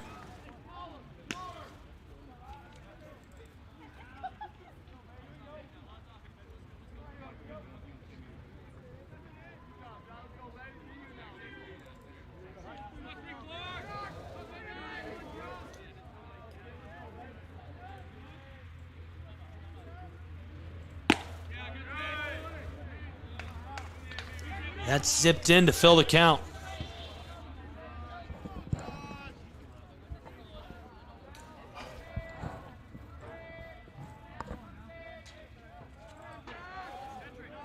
Just checking in on that sky.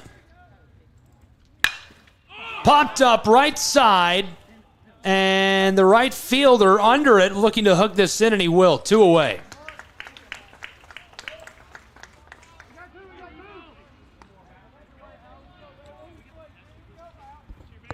Now batting number 3, the right fielder, Devin Buckhalter.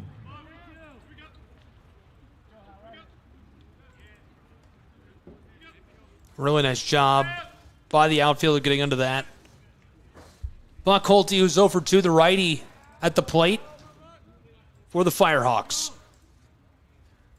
Buckhalter quiet so far.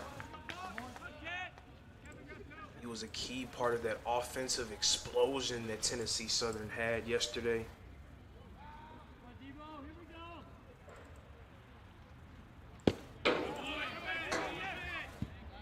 Came away with a triple during the game.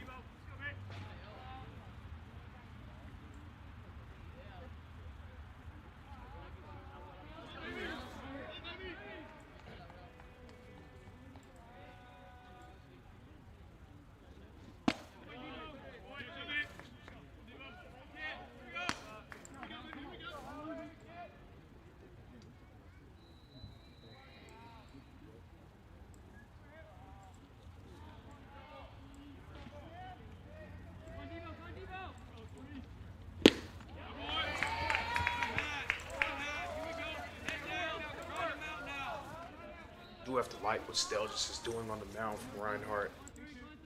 And a steady hand for them so far.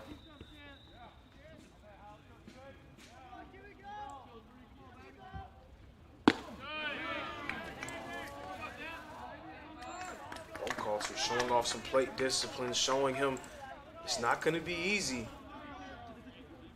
Stelgis going to have to earn this out if he's going to get it. The payoff pitch. And he'll walk him. 2 on board.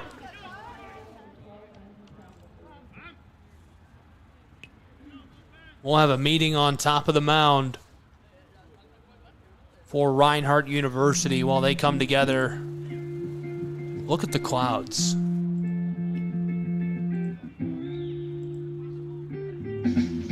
I don't know. I don't know if we're going to make it through this one. I want to say we're going to. I'll be really sad if we don't.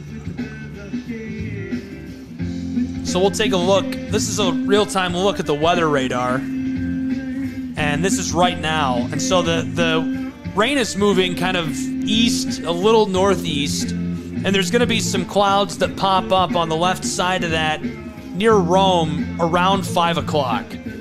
So if this game finishes on time, we'll definitely get through this. And it looks like we probably won't get rain as our third game is starting. That's what it looks like. Waleska is north of Woodstock. It's south of 575, north of Woodstock. It looks like it's going to miss us, but that's right now, and it's just based on the weather radar. Also, I don't know anything about weather. I just look at the map like you do. I'm just telling you what I saw when I looked at it. I don't know. I feel good about it. I see what that says. I don't know, I just have a good feeling that there has to be somebody up there that enjoys themselves some Saturday baseball. So I would like to think that the rain would miss us and allow us to continue what has been a fun weekend here at the Southeast Rumble. So far, we've been unscathed. Teams dropped out over the rain. The potential rain, not even rain that was happening, but potential rain. So far, no rain. For some of them, you never want to take that kind of trip and be told, hey, I'm only going to be able to play one game this weekend. The rest of them got rained out. So completely understand why those teams made those decisions. But glad for the field that we have today. Happy to see these groups stayed a part of it. They're taking a risk with the people. Here's our next pitcher for Reinhardt University. They're making a change on top of the mound. We'll take a look at his season so far. Wearing number 20, it's Ben Medley, a junior right-handed pitcher. This is his second appearance this season. ERA 7.36, but, you know, he's only pitched 3 innings, so he'll be looking to shore that up and settle in for a 2024 campaign right here. On top of the mound at home at Ken White Field, 2 away. We've got all the action on the Southeast Sports Network, including the clouds and meteorology, apparently. We're just we're watching them clouds. Covering all the bases, showing a little bit of baseball, some Weather Channel as well. You never know what you're going to get here at the Southeast Sports Network. We've got it all. 2 wins for both of these programs. Excited to see who's going to walk away with one today. A couple of historical wins for UT Southern. A quick nod to them. First victory over Cincy Christian, 6-0 on February 1st. Their first win against Shawnee State, 6-5, back on February 26th of 21. Their highest ranked win against an opponent, Freed Hardeman, was number 4. They beat them 7-2 on April 1st, 2019. With 2 away, this is roped left side. It's down. First base runner coming close side. He's got room to get home, and he does. 2 on board. 1 man over the plate for the run, and it's a 1-run game in Waleska, Georgia. That right there is the reason why it's so important for Reinhardt to continue to pad their lead when they get the chance. Continue to put runs on the board. Going up against a team that put up a 19 spot against the 8th-ranked team in the country. Very capable of scoring runs in bunches. Right here, their momentum is rolling. A bit of a 2-out rally for the Firehawks occurring. Chopped. This one sails as well. And it's going to be caught to retire the side. So Reinhardt going to get a chance to try again on offense. They allowed 2 runs in the bottom of the 5th. We'll take a break with these 2 programs and be back with more college baseball from the ominous-looking Waleska, Georgia in just a minute. At Schrei Media, we believe in the power of connection, promoting your brand while supporting your community. Our goal is to elevate your presence and amplify your message through local sports. With Schrei Media, advertising goes beyond traditional boundaries. Get on television, make an impact. Take the first step towards a future where your brand is not just seen, but celebrated.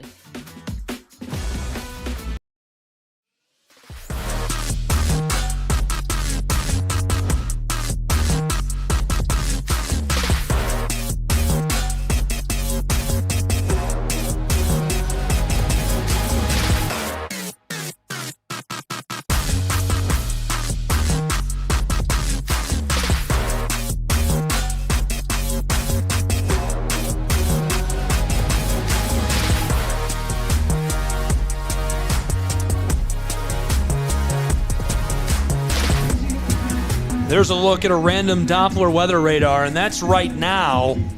Around 5 o'clock, it looks like it might rain here. I don't know. It just is hard to tell. Again, not a weatherman. I just found this on the internet. I'm not a weatherman either, but I'm going to try to do my best Al Roker impression here. So if we see coming from the east, there's a few green dots, a few green spots, and those green spots happen to be rain. If we keep looking right near the foothills of Waleska, Georgia, it may pass us, it might not. How was that for my Al Roker impression? That's pretty good. We might get rain. We might not get rain. We don't really know. It really does look like it's going to miss us, though. I mean, I played it back 2 or 3 times. And if you weren't with us earlier, I really did try to do my little, hey, this is what I think's going to happen. It looks like it's going to miss us. Now, even though the Doppler radar does look like it's going to miss us, I don't look at the sky. It does not look like it's going to miss us in person. On camera, it doesn't look like it either, from what I can tell. Looks like any moment now the bottom can fall out, but hopefully we can continue to have fun here at the Southeast Rumble and finish out the slate. Our preview is not quite as illustrious as what you can see at home.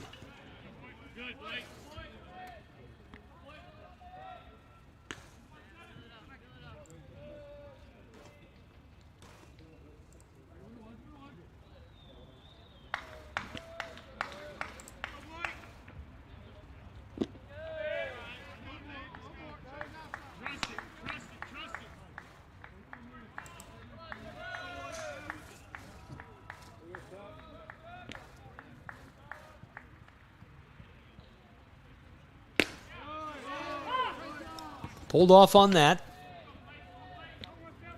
So an interesting note about the man on the mound for Tennessee Southern right now, Blake Birdsong. Birdsong appeared yesterday as a first baseman for the Firehawks and was extremely productive. Was 4 for 6 in their game against Cumberlands.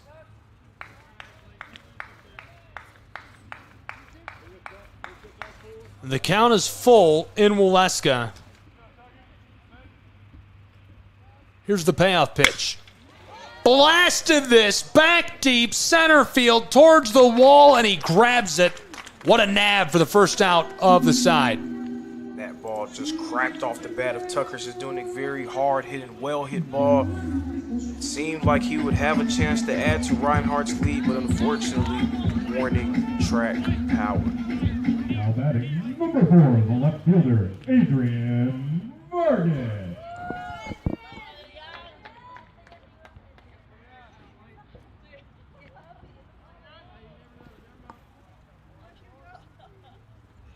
One away now, Adrian Vargas at the plate. Adrian Vargas has been a walking highlight reel this weekend. I guess Adrian Vargas is kind of always a walking highlight reel, now that I've said that.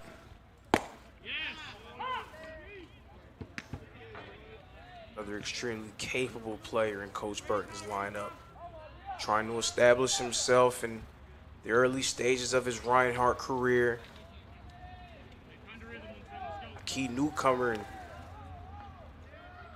hard to establish yourself with a team with so many established stars. Vargas doing his best to add to this group and hopefully allow them to reach better heights than where they saw last season, where they went to the NAI opening round. This group looking to do even more than that here in 2024. Lasered in, fouled off.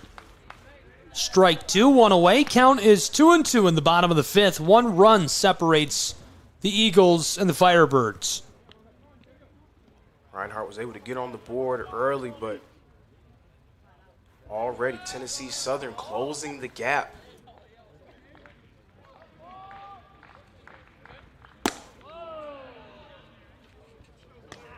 That was a scary pitch from Birdsong inside. That fills up our count here on the Southeast Sports Network with 1 away in the bottom of the 5th. The payoff pitch. Low, it skeeters into the batter's box, and he'll take a walk. As a batter, when you're facing a full count, you love to see pitches in the dirt because you know what that means. That means you're going to be able to make that free trot to first base.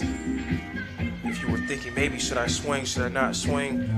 Well, if you see it into the dirt before it reaches the plate, it makes your job easy. Nash Kroll, 4 RBIs today. 2 home runs this weekend. He's leading the charge for this Reinhardt group offensively. We saw that happen so often last year.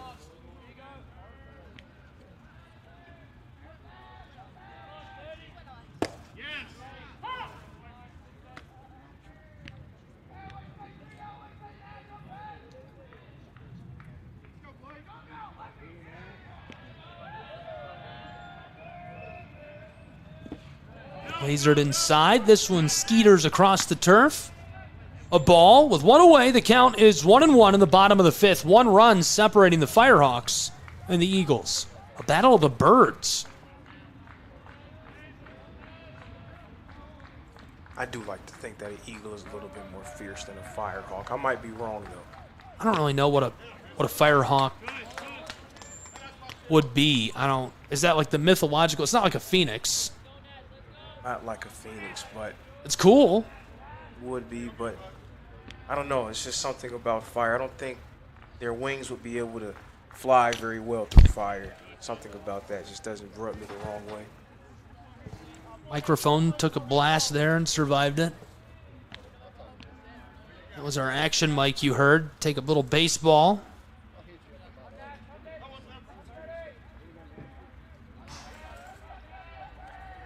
Nash Kroll looking to keep his hot streak going for Reinhardt.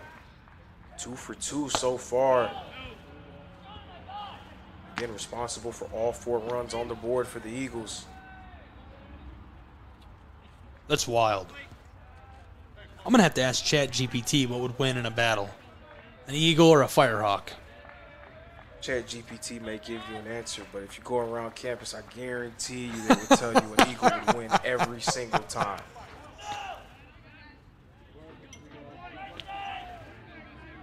Count is full with one away.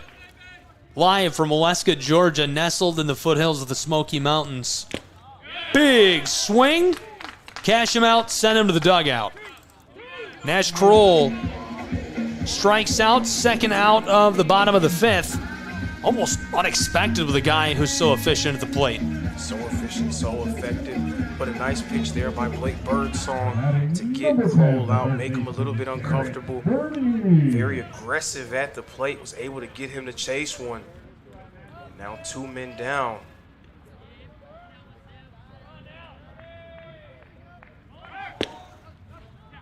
Lasered in. This one is loose. Safe on the bag. 2 away. Count is 0-1. Reinhardt, again, so many tremendous athletes, and they're not afraid to use their athleticism with aggressive base running. Coach Burton also not afraid to tell those guys to go. Puts a lot of strain on pitchers. You have to worry about the base runner, have to try to keep him at bay, but also up and down this lineup dealing with so many talented hitters, a lapse in judgment or a lapse in focus can spell danger for your team. Popped up right side. This sails foul. Jared Burney, talk about a guy getting better every single year.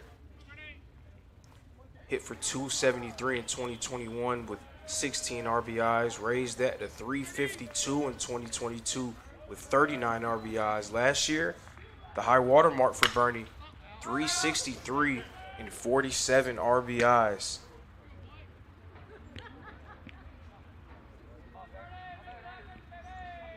That's no joke, and he's collected quite a bit of hardware along the way as well. All-conference performer for Reinhardt. Expect to see him get some All-American buzz as well. Play out at second, and that'll retire the side. Great toss.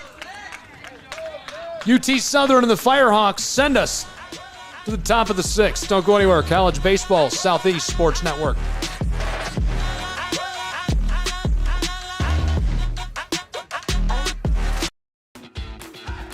Welcome to SESN, your ticket to the front row of the sports world, covering local, regional, and national events.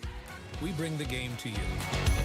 Feel the excitement of every play, every score, every victory. Get your seat, get on air, and immerse yourself in the heart-pounding action. The Southeast Sports Network, where sports come to life.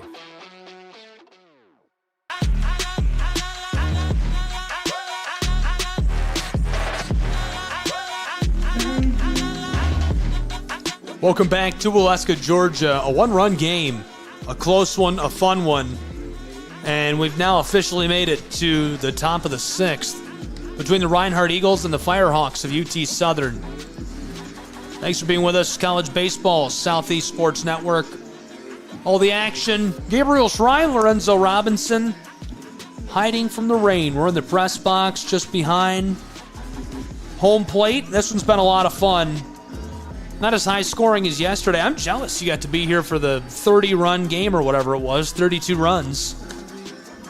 It wasn't a word. Mesmerizing to see so many runs get scored. Especially to see the number 8 team in the country go down. Look at our recap for the weekend. Started on Thursday with a doubleheader. UC Patriots beat Reinhardt, number 8 taking down number 23. Just 2 runs separating those two in that game, 7-5. That followed a Taylor victory over Baker, 4-2. UC Pats then beat Taylor to open up Friday, 8-5. UT Southern's Firehawks, 19-11 over the number 8 Pats. RU toppled Baker last night by 2 runs. RU won 4-0 in our first game today. Right now they lead by 1 run over the Firehawks of the University of Tennessee Southern. A lot of power behind that. Zach Hayes currently at the plate for Tennessee Southern. And he appeared in 31 games last year, had 90 plate appearances, struggled a little bit at the plate, hit for 133, 12 of 90. Right now this season, searching for his first hit.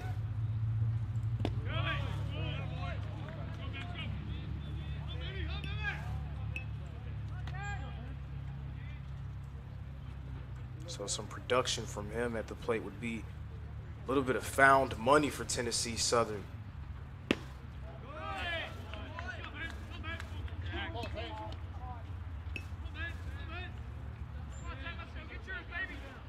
He's ahead in the count, 3-1.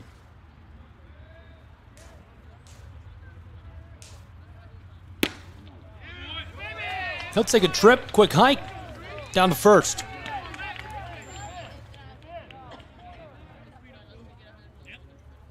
Great plate discipline from Hayes.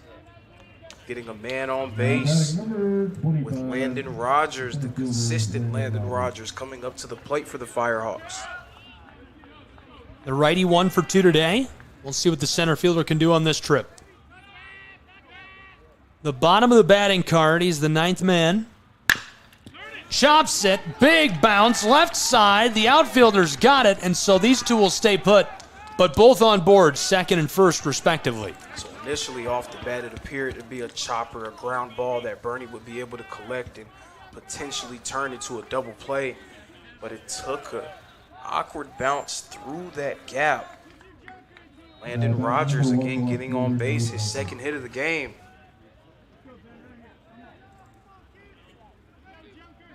This is Junker at the plate. He's 0 for 2 today. The lefty bunts this left side and goes foul. That was a nice attempt at small ball there from Junker. Trying to lay down the bunt, even if he went out, being able to get runners to advance, putting 2 runners in scoring position.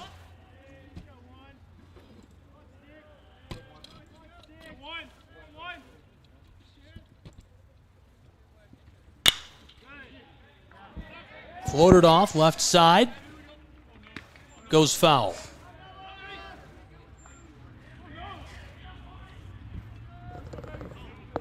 College baseball, Southeast Sports Network.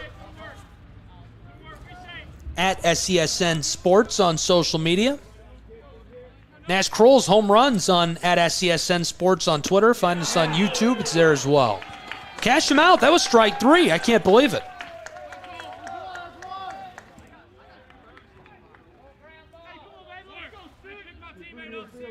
Now batting, number 6, second baseman Cole Barnett. Junker followed by Barnett, the righty, who's 0 for 2 today.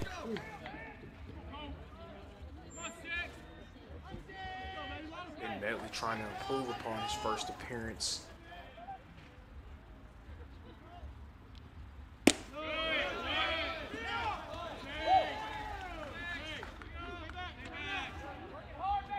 bit of a rough go of it. Reinhardt's loss against Tabor on February 2nd. Surrendered about 7 hits across 3 2/3 innings. But a pick attempt is successful there from Metley, and that's where to get some momentum going your way. No kidding. So that unloads one man who was on board. Just one left, out at second, 2 away. Heads up play there by Ben Metley, noticing the man off the bag at first base.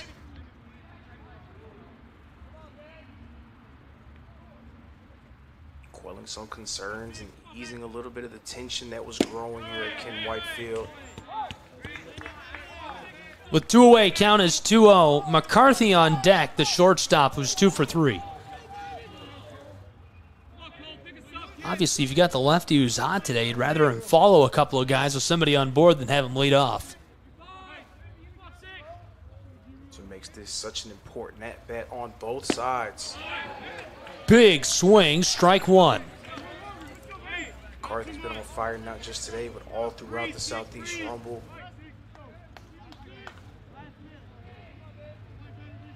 Give him a chance to have 2 men on base. Things can get dangerous. Another big swing. Count is 2-2 with 2 away. Obviously, Metley wants to slam the door shut here and not allow that to even be an option.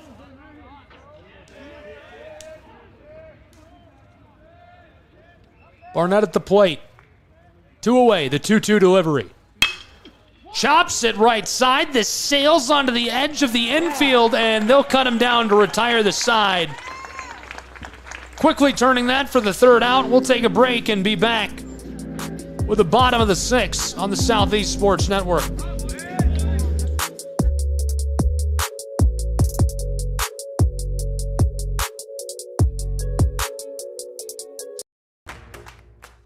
Join SESN for an unmatched sports experience. Dive into the world of game highlights, real-time updates, and electrifying coverage. With SESN, you're not just watching sports, you're living them. Be the first to know, the first to see, and the first to share every big moment. The Southeast Sports Network, where sports come to life.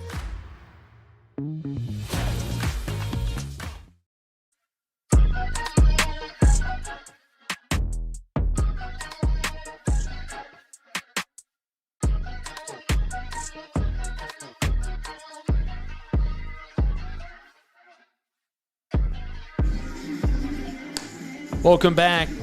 Not a meteorologist, not a weather guy, but we're going to take another look at the weather. And so that's the weather radar right now. And as you can see, it's looking clear. This is previously, there's a little bar at the bottom that shows the time. As it gets closer, that's right now. And it looks clear for quite some time until about 5 o'clock. So things looking good. I'm feeling good about it. Welcome back to Waleska, Georgia. Gabriel Schrei, Lorenzo Robinson. That's a look at our weekend recap. The winners in the first 2 days, first Taylor, then the Patriots of the University of the Cumberlands. They win on Thursday night. They win the early game on Friday. Tennessee Southern beats the Patriots in the middle game on Friday. Reinhardt topples Baker last night. They also won to lead us off today in the Southeast Rumble.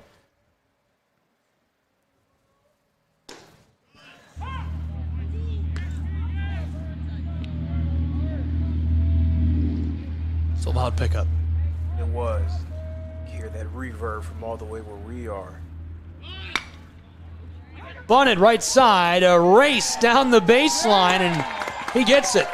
Jared Burney, a little bit of small ball there. The bunt, laying it down and using his speed to get to the bag.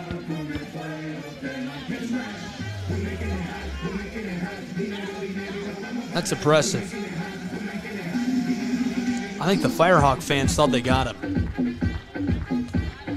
I use this term in basketball. I can modify it for baseball. The umpire's always right.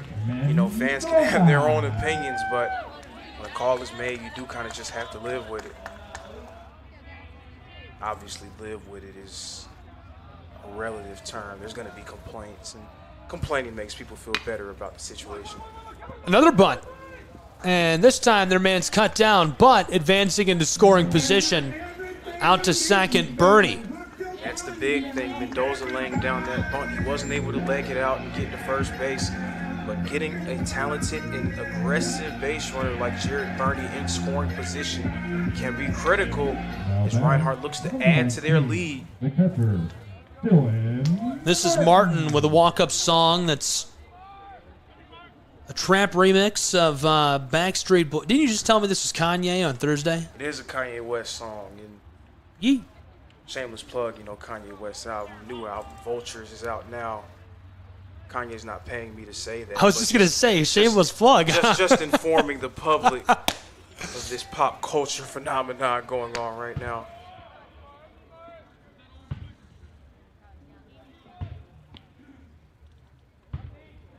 I must admit, though, I heard the remix before the original. Really? I did. I'm old enough that I heard the original. I heard that, and I was like, wow, I wonder where this comes from. And you're like, I like the remix better. Sorry, Backstreet Boys. I'm going to tweet at me. How dare you? Your weather reporting sucks. A little bit of weather, a little bit of sports, a little bit of music. You never know what you're going to get. Blasted left side towards the wall, and 2 away.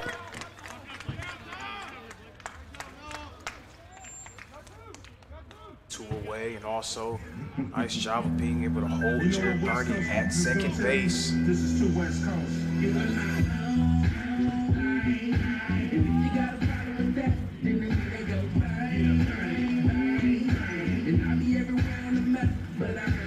Castro followed Martin in the batting order previously, but a change to Dylan Lewis in that 9 spot. This being our first chance to see Dylan Lewis today. Look at what Dylan Lewis was able to do last season for Reinhardt. In his first year with the program, 2023, hit for 306 across 160 at-bats, 12 home runs, 44 RBIs. A lot of those hits coming in clutch situations for Reinhardt as well.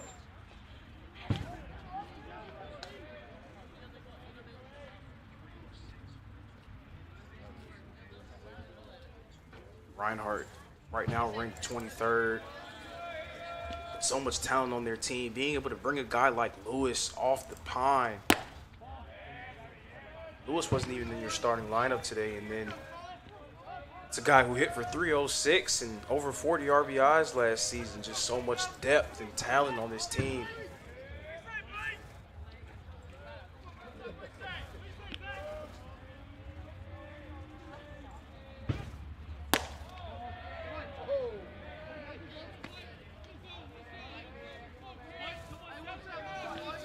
Two away, count is 3-1.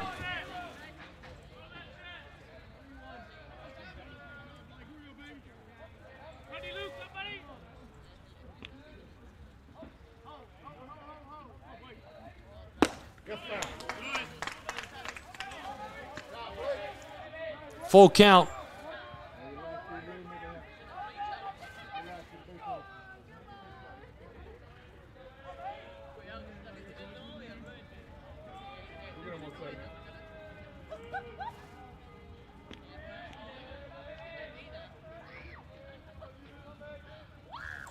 The payoff pitch. They'll walk him.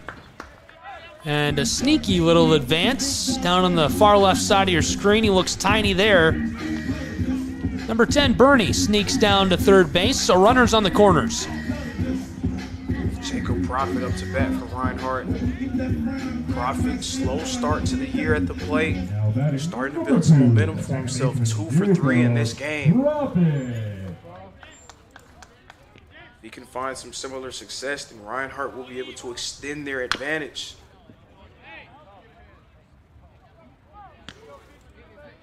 Again, we're talking about a team in Tennessee Southern. The Firehawks had 19 runs against Cumberland's yesterday. So you want to put as much pressure as you can on that team. That's zipped in for a ball. 2 away, count is 1-1. It seemed like Jared Birdie might have been threatening to go home there. You can hear the reaction from the Tennessee Southern dugout trying to get the attention of Hayes and telling him, hey, get your head on the swivel, he's coming.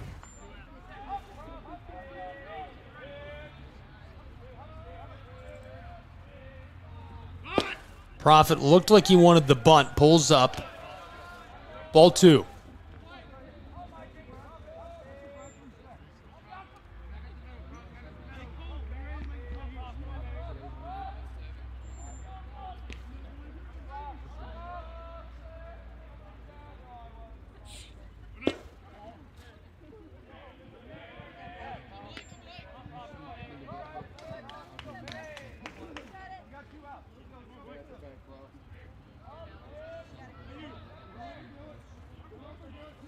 Two away.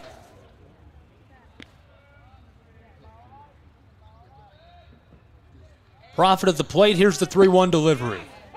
And again, pulls up on the bunt. Now it's a full count. Runners on the corners. Bernie at third wants to score, and Prophet, his only chance of doing so, fighting to keep the bottom of the 6th alive. The payoff pitch. Chopped left side, roping to the edge of the infield. He lost the ball.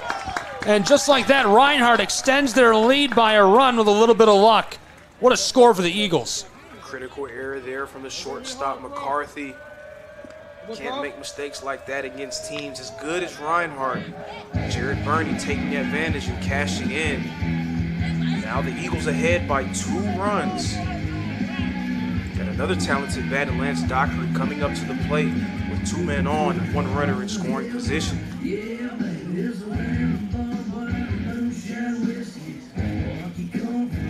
Now batting number 15, the center fielder, Lance Dockery.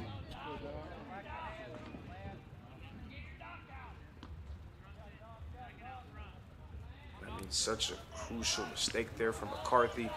Chance to end the inning, give your team another shot. And coming up to the plate, only trailing by 1 run. Reinhardt able to put in the insurance run and take a 5-3 lead. Here's a quick look back at that run scored. First the hit. And there at the bottom of your screen, running the base path. Coming across for the run, Bernie. That also kept the bottom of the 6th inning alive.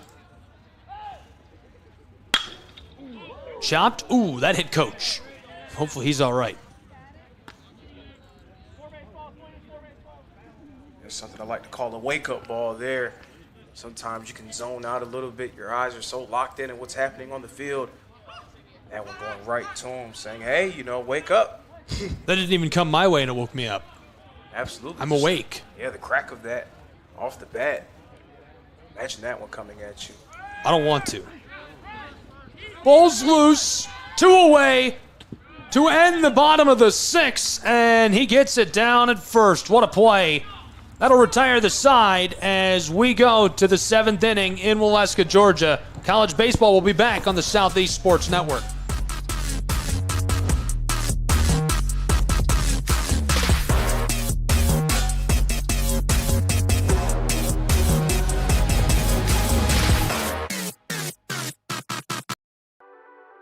The Southeast Sports Network, your free ticket to front row sports action. From heart-pounding football showdowns to thrilling basketball games, experience every moment live, all from the comfort of your home. Your favorite athletes, broadcast in real time and on demand. It's not just streaming, it's your front row ticket to the best of Southeastern sports. And the best part? It's absolutely free. Don't miss a moment of your favorite teams. Join us now at the Southeast Sports Network. The Southeast Sports Network, your front row ticket to live sports.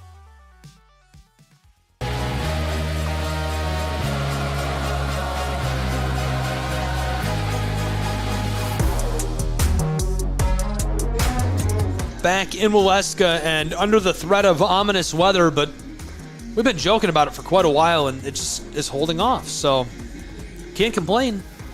If you can escape the weather, you can escape the weather. We've escaped the weather in the Southeast Rumble so far. The Firehawks, University of Tennessee Southern, Eagles, Reinhardt University, all on the Southeast Sports Network. I'm Gabriel Schrei. Lorenzo Robinson is here with me. Lorenzo, your thoughts as we enter the 7th?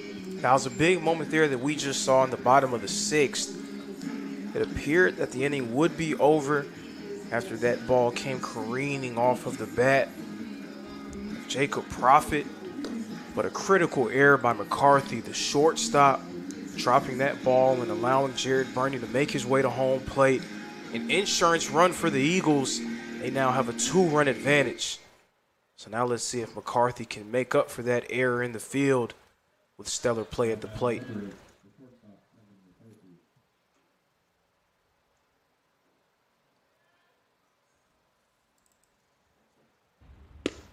That's dropped in.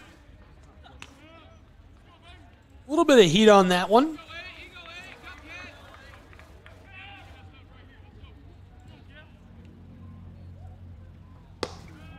Two-run ball game as we enter the top of the 7th. 2-0. Pitch count.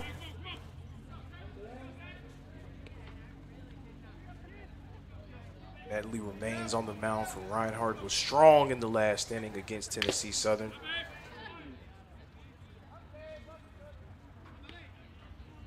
Again, a guy making his 2nd appearance as an Eagle.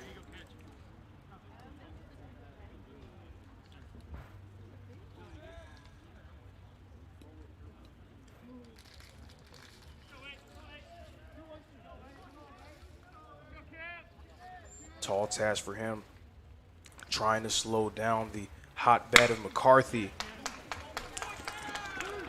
This one roped out to center field, and he's easily safe. McCarthy goes from 2 for 3 to 3 for 4.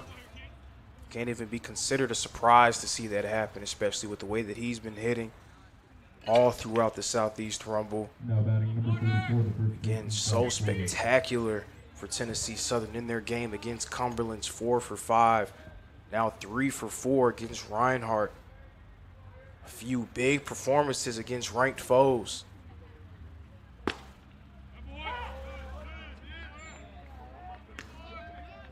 Quick strike.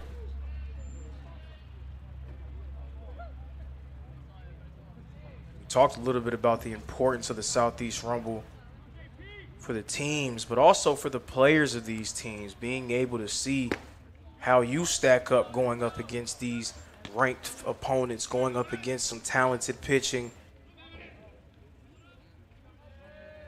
I feel like if you have a strong and standout performance at the Southeast Rumble, then that can mean good things for the rest of your year.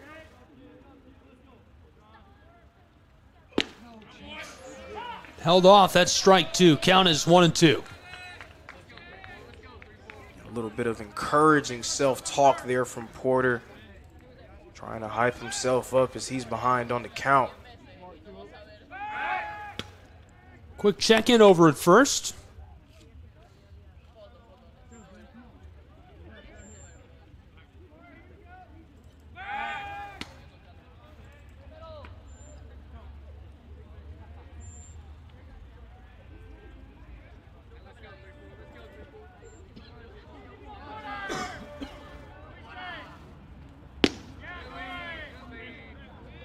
That was low. Ball 2.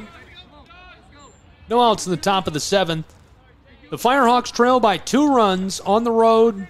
Part of the Southeast Rumble this weekend. We've got all the action here on SCSN. Thank you for being with us. Gabriel Schrei, Lorenzo Robinson. Here's the 2-2. Chopped left side. Stays fair. Looking to turn the double play, and they will. 2 away. Tremendous play there in the field from Jared Burney. We've seen him make so many plays just like that one in the field. Right there, able to turn 2 for the 5-4-3 double play. Now batting number 2, Cannon. And we'll steal a look back at that. This is a replay you're seeing of the double play being turned first to second, then to first. Just really a great play. Reinhardt 2 away. Top of the 7th.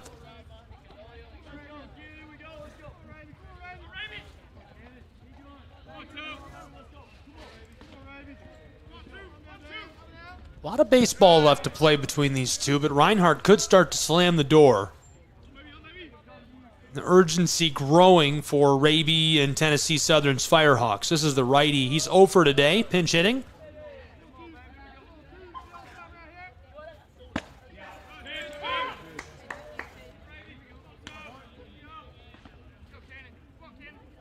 Two away. Already had 2 balls before the strike. Here's the 2-1 delivery.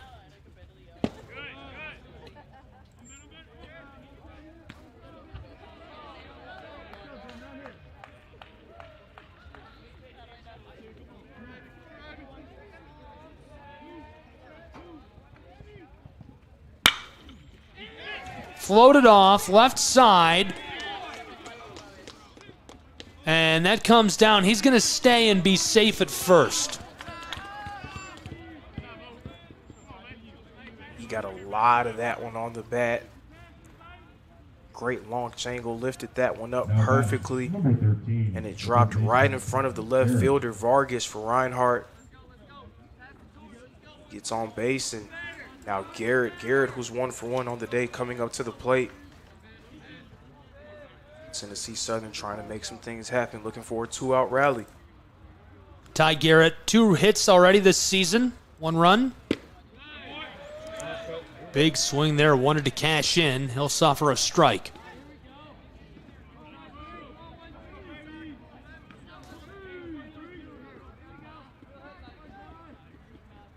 Two away in the top of the 7th. He's down in the count early.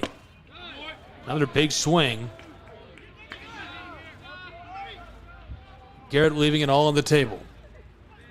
Swing and miss there. That one clocked at 88 miles an hour from Medley.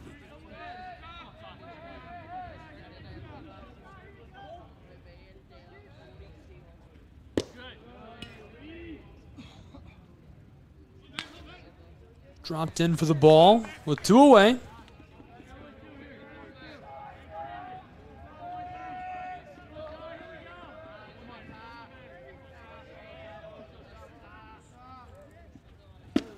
Big swing. He'll check out and head back to the dugout. We retire the side and head to the bottom of the 7th in Waleska, Georgia. We'll be back with more college baseball in just a moment on SESN. Don't go anywhere. At Shry Media, we believe in the power of connection, promoting your brand while supporting your community. Our goal is to elevate your presence and amplify your message through local sports. With Shry Media, advertising goes beyond traditional boundaries. Get on television. Make an impact. Take the first step towards a future where your brand is not just seen, but celebrated.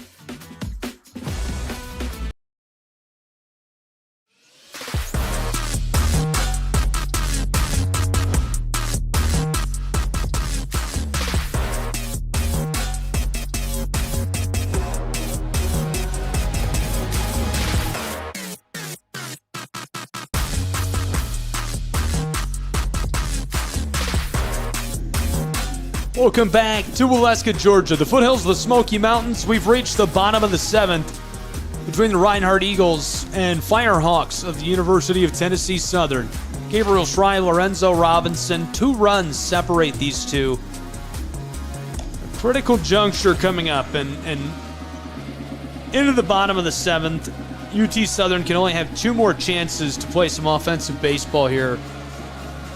Reinhardt, what's the mentality? Are you just playing it safe? Are you going to be aggressive and try to extend your lead as you go down the stretch? Or what kind of mentality do you bring to the plate on this trip? Absolutely cannot play it safe. You have to continue to pad your lead if you get the chance. Again, we're talking about a Tennessee Southern team that put up 19 runs yesterday. So if you play it safe, you run the risk of being at the wrong end of a late rally. You want to put as much pressure on them as you can. Zadunik at the plate for the Reinhardt University Eagles. And Tucker 0 for 2 today, the right fielder. Looking to change his fortune.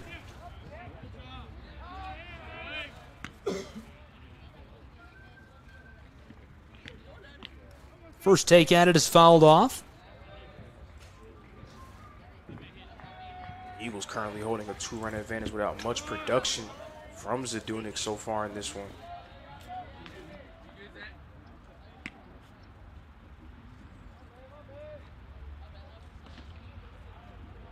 Leading off in the bottom of the 7th.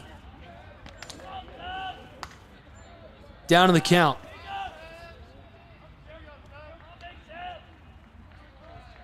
The 0-2 pitch. Popped up. Stays fair. Left side. Headed for the wall. Bounces off of it and stays in play. He's racing to the base at second where he's safe. You just figured it would be a matter of time before Tucker Zadunik found his way on the board with a hit. Can't keep him down for too long. Right there, an extra base hit to lead things off here in the 7th inning for Reinhardt. And now Vargas, who has been on fire to start this year, coming up to the plate. Things getting very interesting. Reinhardt, a little bit of life offensively, could potentially put even more pressure on Tennessee Southern. Vargas has a hot start to the year. He's been cold in this game specifically. Not even today. Just in this game specifically, he's over. We'll see what the left fielder can do on this trip to the plate. So a decision to insert a pinch runner in for Reinhardt.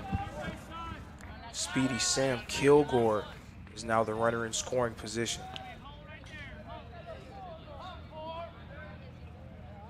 Vargas at bat. Showing bunt, pulling up. Crowding in on him in the infield.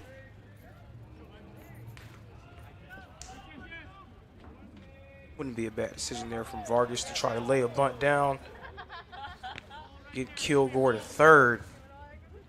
With the big bat of Nash Kroll coming up next for Reinhardt.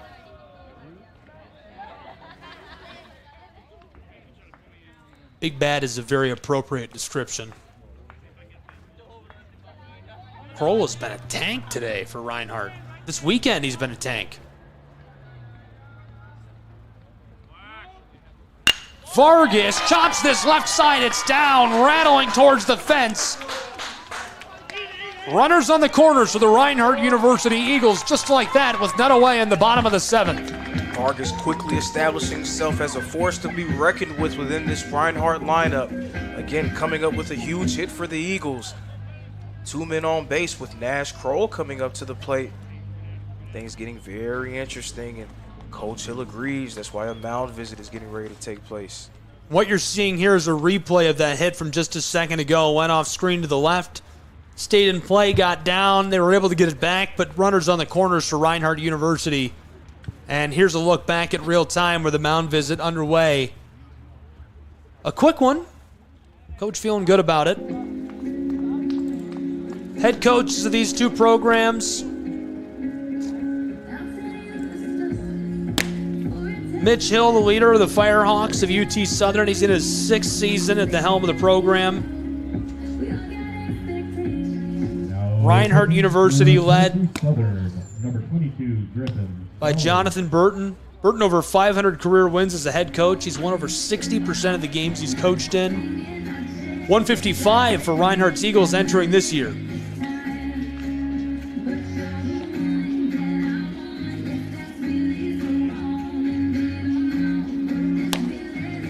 That win against Cumberland's was huge yesterday. Number 8 in the nation.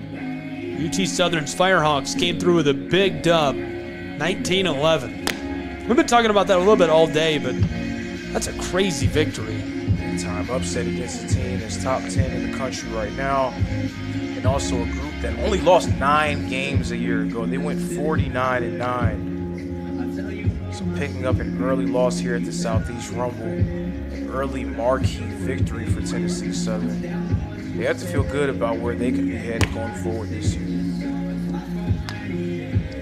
Well, certainly headed in the right direction. I think both of these two programs are headed in the right direction. I can't think of anybody involved in the tournament this weekend headed in the wrong direction. So many quality programs, great coaching staffs, players with plenty of accolades.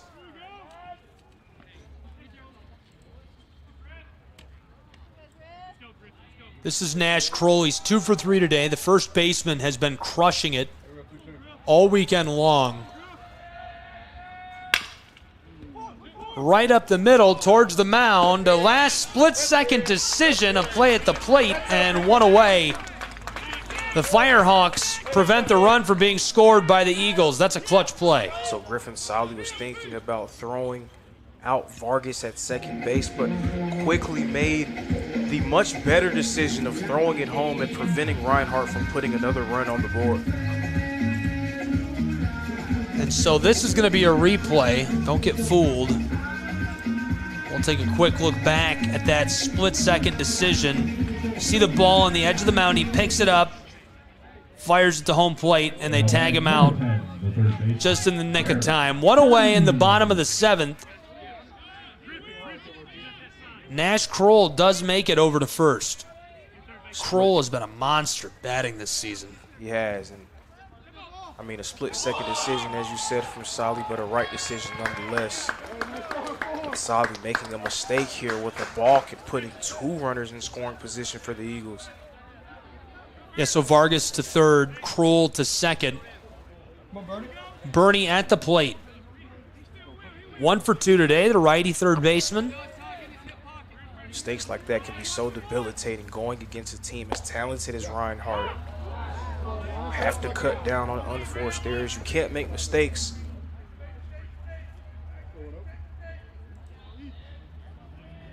Five hits, 3 runs this year for Jarrett Burney.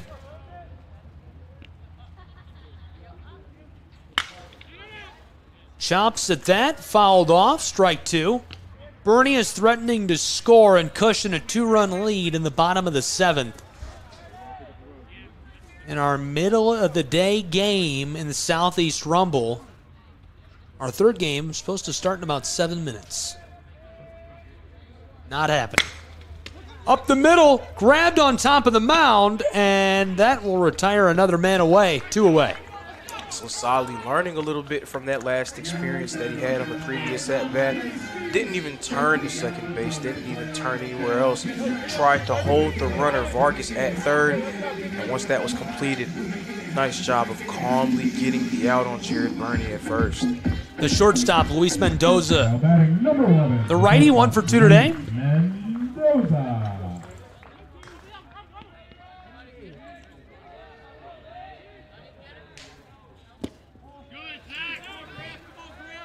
Mendoza, another new face that is trying to establish himself as a key member of this 2024 Reinhardt Eagle Ball Club. 1 for 2 today, with 2 runners in scoring position, a chance to make a huge mark here. Popped up right side. He's still going down the line to first, and that'll retire the side. 3 away.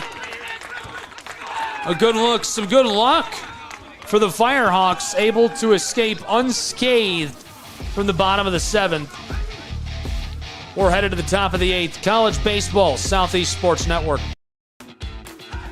Welcome to SESN, your ticket to the front row of the sports world, covering local, regional, and national events. We bring the game to you. Feel the excitement of every play, every score, every victory. Get your seat, get on air, and immerse yourself in the heart-pounding action. The Southeast Sports Network, where sports come to life. The coach's name, because I have the same notes for Baker and UT Southern, but they're for UT Southern, so got lucky. Just reading that the whole time. Yeah, UT Southern's been great. UT Baker University. Also, I called Baker University Baker College on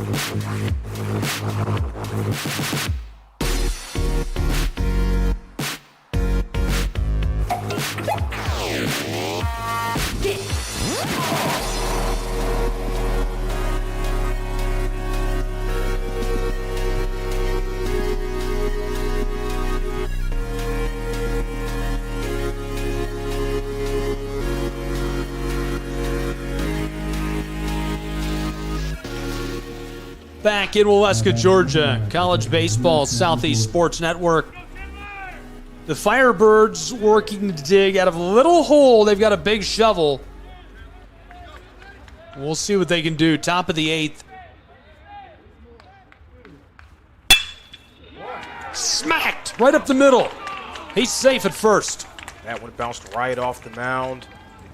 Metley was not able to recover it, and then it leaks in the center field. Nice lead-off play there.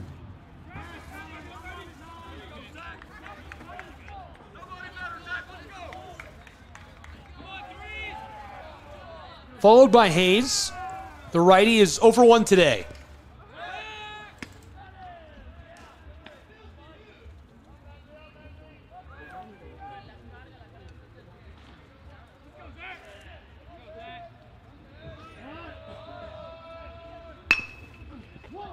Hayes shows bunt. Hayes goes bunt. 1 away. Hayes laying down the bunt there, but getting Jordan in the scoring position with that 1-2 punch of Rogers and Junker now coming up. Now batting number 25, the center fielder, Landon Rogers. And Rogers has been so good so far in this game, 2 for 3.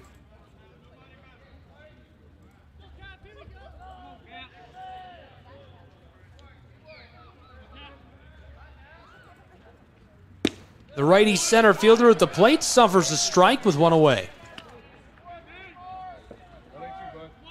So this is the first time that we've seen in Metley's time on the mound thus far that he's been in any real trouble.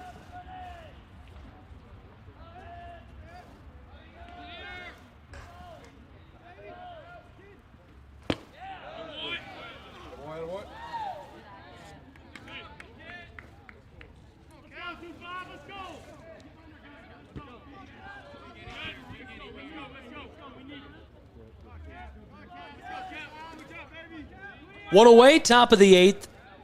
Here's the 1-1. Held back on that, strike 2.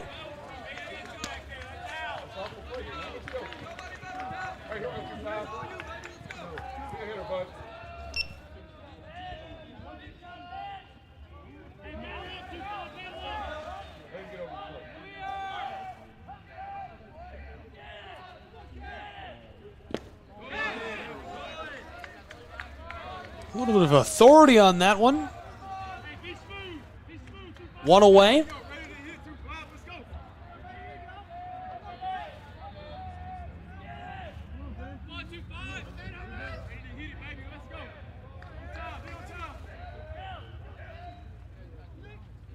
Zipped in down the left line, and it sails foul. Count remains 2-2. Rogers staying alive in the at-bat, putting more pressure on Metley.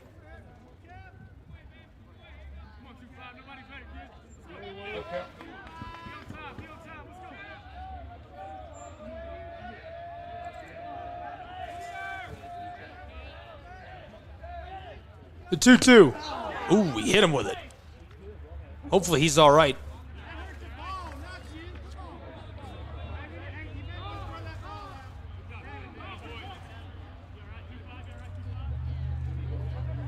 And he says he's all right as he makes his way down the line. Now batting number Up the 1, path to first. Noah. We're back on top to Noah Junker, the left fielder. He's 0 for 3 today.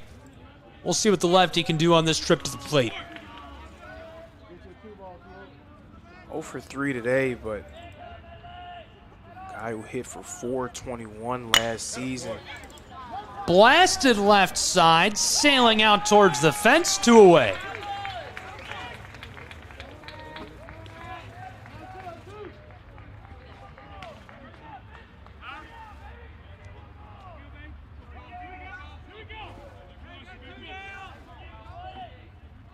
Taking his place at the plate, Barnett. He's also 0 for 3 today, second baseman. Now batting number 6, the second baseman, Cole Barnett. Up 6. 2 away, Reinhardt looking to retire the side as there's a big swing for strike 1.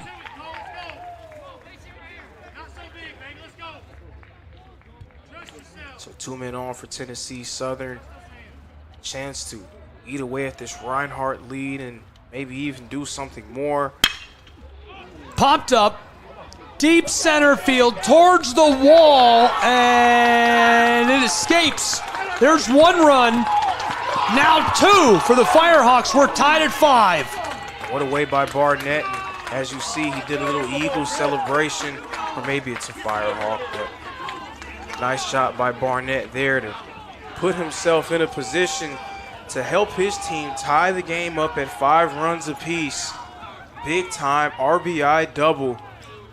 We're all square. Now batting number 8. That is big time. I think we could sneak a look back at that.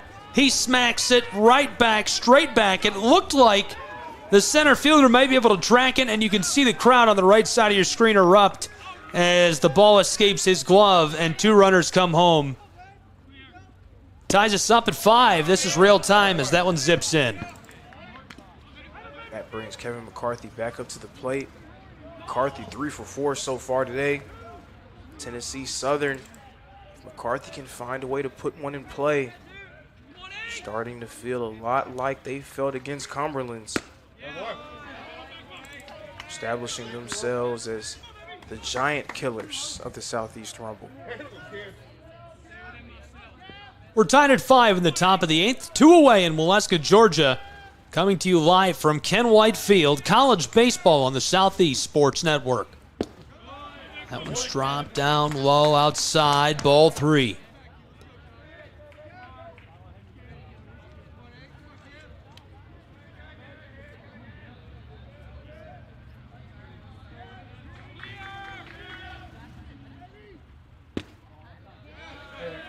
They'll walk him.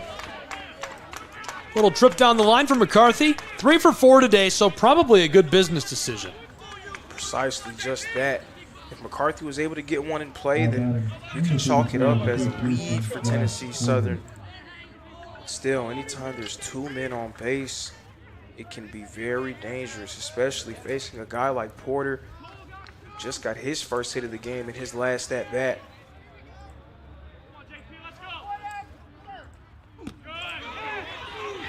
It's loose.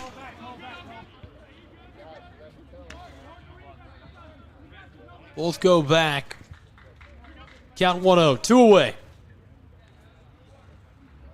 If you want to know the effect that this lineup can have and how talented they are, even in a quote-unquote down offensive performance, 5 runs, 11 hits.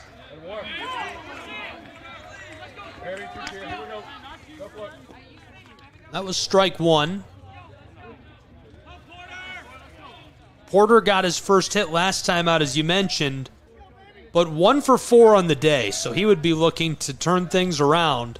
And he might have done just that as it clatters off his bat, but the barrel doesn't give him the power he needs to turn it into much more than just a quick hit up to the mound. That'll retire the side and take us to the bottom of the 8th, where the Reinhardt Eagles are tied up with the Firehawks of the University of Tennessee Southern. College baseball, Southeast Sports Network. Join SESN for an unmatched sports experience. Dive into the world of game highlights, real-time updates, and electrifying coverage. With SESN, you're not just watching sports, you're living them. Be the first to know, the first to see, and the first to share every big moment. The Southeast Sports Network, where sports come to life.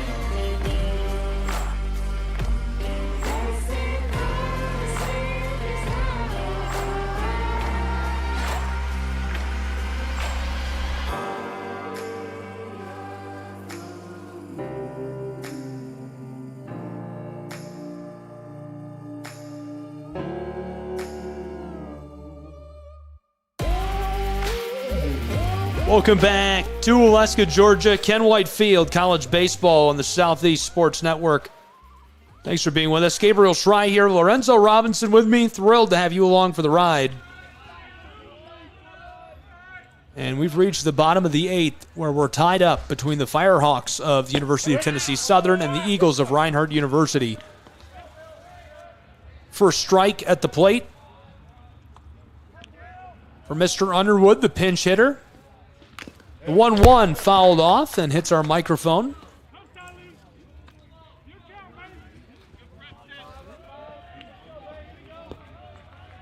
I might have to move that back from the netting a little bit. That seems like a pretty obvious decision, doesn't it? Seems real dangerous.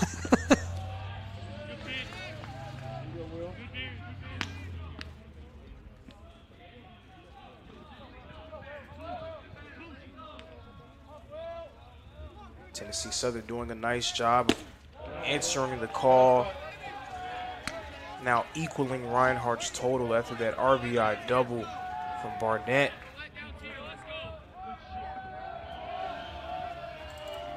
Count is full. Payoff pitch fouled off. Underwood staying at the plate. First batter in the bottom of the 8th.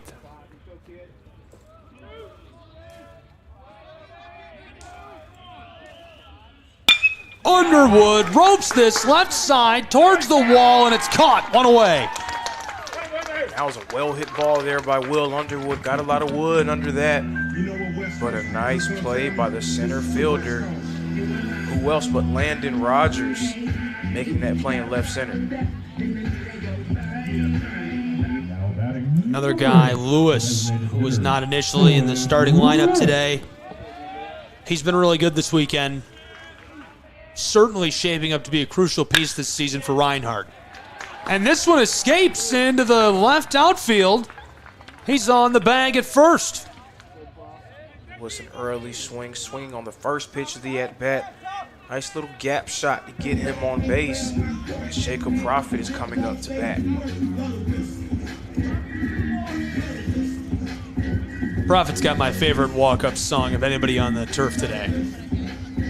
Deservedly so. I mean, for the people at home, Too Short, Blow the Whistle, absolute classic. Even though I wasn't around when it came out, I can't say I appreciate it. I don't think I was either, if that makes you feel any better. I think it's that old. My dad remembers it very well. Meeting of the minds on top of the mound, and the weather still is looking pretty ominous. It is looking ominous, these clouds hovering over us, but again, I think the rain, go away song did a nice job of keeping things pretty dry for the most part. Hopefully they stay that way as we enter the final game of our slate. It's looking even better now. We're getting a 0% chance of rain on Google. So that's pretty good. I trust Google. Google would never steer you wrong, right? Absolutely not. I don't know. ChatGPT might know better. I don't know. I'm not sure what kind of access ChatGPT has to the weather yet. Weather.com has us at a 15% chance, so that means 15% of the county here will get rain. I did learn that from my time as a radio news director, is it's not that there's a 15% chance of rain for everyone, it's the percentage of the county that's going to get rain. Wow, that's news to me. I never knew that. 15% of the county here is going to get rain. That's what that means. So I hope. I'm not sure where that 15% of Cherokee County. I don't know where that hopefully it's not in. right here. Yeah, I hope it's not Waleska. And that's the chance of rain for the next hour and a half right now, and that's up from 0%. We checked weather.com for the radar a little while ago. Hopefully it drops back down.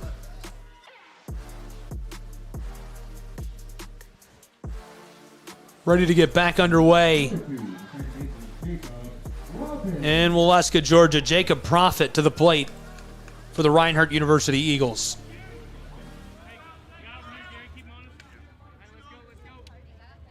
One away, bottom of the 8th. Bunts this. The runner gets to second, and he's safe at first. Perfect play there from Jacob Prophet. I spoke about it earlier in this game. Always a threat with his aggressive base running and speed. Speed is his name. Speed is his game. Laying that bunt down and legging it out to first base.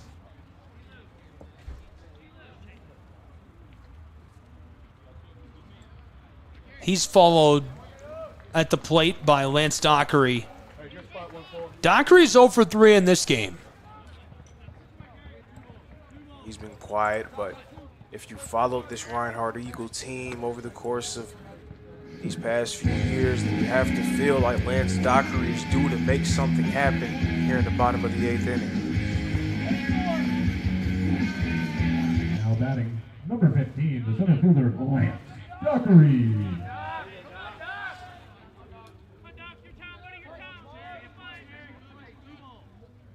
I feel like we're at a baseball game and what was the name of that show that was so good on that? Stranger Things. I feel like we're in Forks or whatever the name of it was in Stranger Things. Hawkins. You know, I can't say I'm a Stranger Things fan. It was pretty good. You'd like it. I hear that a lot, but I don't know. It just wasn't a show I got a chance to get in tune with. It wasn't so good that I'm going to be like, oh, no, you have to. You know, it wasn't that good, but it was good. It was something that you enjoyed when you watched it, but you won't go out of your way to defend it. Yeah, that's exactly right.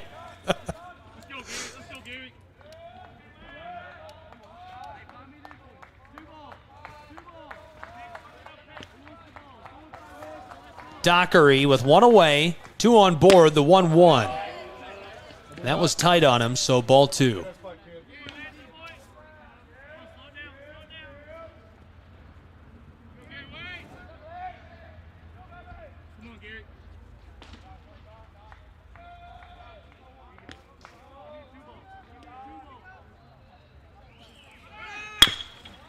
Gets a piece of this. Left side, it's down, and he's away.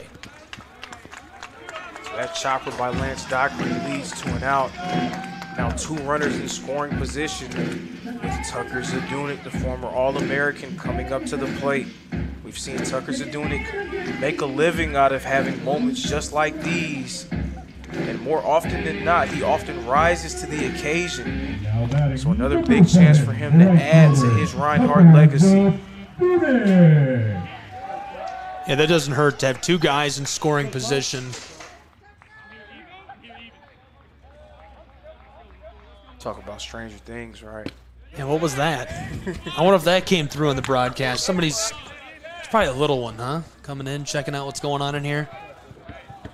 I can't tell you how many times when I used to do cable TV, kids would just wander into the press box. This one grabbed on the edge of the mound. 3 away, retires the side. What a way to turn it for the Firehawks. They keep it going. We'll be back with the 9th College Baseball Southeast Sports Network. Don't go anywhere. The Southeast Sports Network, your free ticket to front row sports action. From heart-pounding football showdowns to thrilling basketball games, experience every moment live. All from the comfort of your home. Your favorite athletes, broadcast in real time and on demand. It's not just streaming, it's your front row ticket to the best of Southeastern sports. And the best part? It's absolutely free. Don't miss a moment of your favorite teams. Join us now at the Southeast Sports Network. The Southeast Sports Network, your front row ticket to live sports.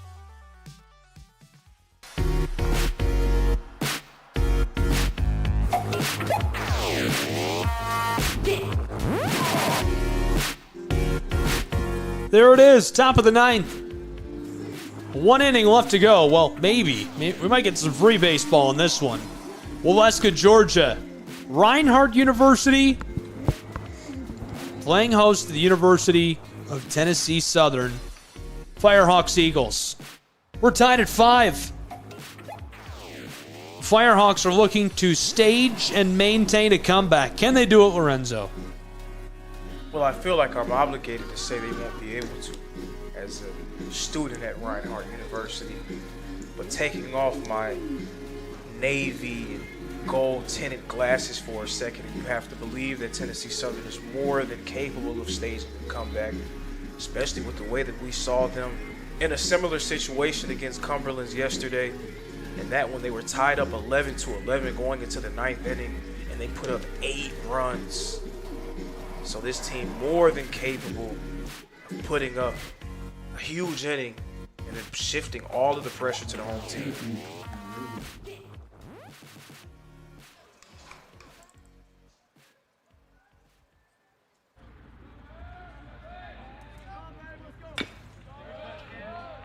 Swings on that, fouled off. Raby's 1 for 1. Right-handed right fielder.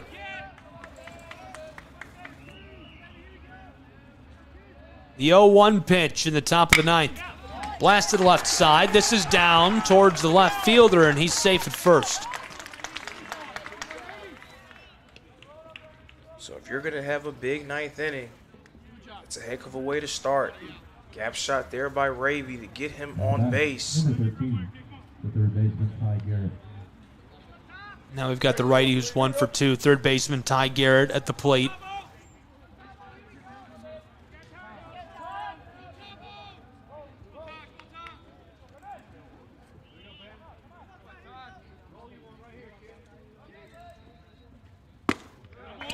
Garrett stands by for strike 1. Coach Burton leaving Medley in the game, trusting him in this big spot.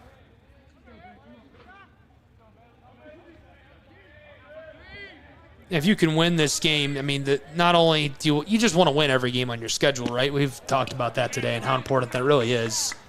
Just win what's in front of you. Doesn't matter who you're undefeated against or what your strength of schedule is. But talking about strength of schedule, so you lose to number 8 on the first night of the tournament you're hosting at your place. If you can beat the team that crumpled them yesterday, that's a nice consolation win. It would be, but, you know, I don't want to take any wind out of your sails with that statement, but, you know, it's hard to do transitive property when you talk about teams like this, but just being able to beat 2 quality teams back-to-back on your home field would be a nice pick-me-up, especially in this little stretch that they've had playing 3 great teams back-to-back-to-back during the Southeast Rumble. To come away from that stretch 2-1, you have to feel good about where you're going if you're Reinhardt. Garrett's going to walk. So now 2 on board. Loading him up, and the Firehawks love that. They'll take it. 2 men now on base. Still nobody gone. And they are in prime position to begin a rally. This score is tied right now, and this is a dangerous time for Reinhardt, especially after the way that we saw this team run it up on Cumberland's in the 9th inning of their game yesterday. Zipped in for a ball. 2 on board. We've got Garrett and Raby. The right fielder is on second. Now 2 for 2 today. Garrett got walked. 1 for 2. He's at first. This is Jordan, the DH, who's 2 for 4 on the day. The righty has got a chance to get a couple of big runs here. Throws out the bunt and can't get it. That's strike 1 for him. 2 for 4, but 2 consecutive hits. So he's starting to heat up. He's starting to get comfortable, building up some momentum for himself. The runner in scoring position, a base hit can maybe break the tie that we see on the board right now in Waleska. Chopped at, and this one goes foul.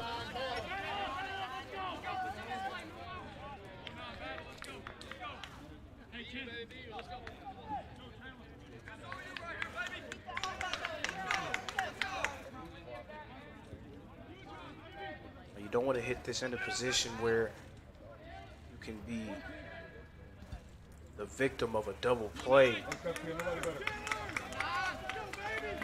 especially with the fielding talent at Reinhardt's disposal.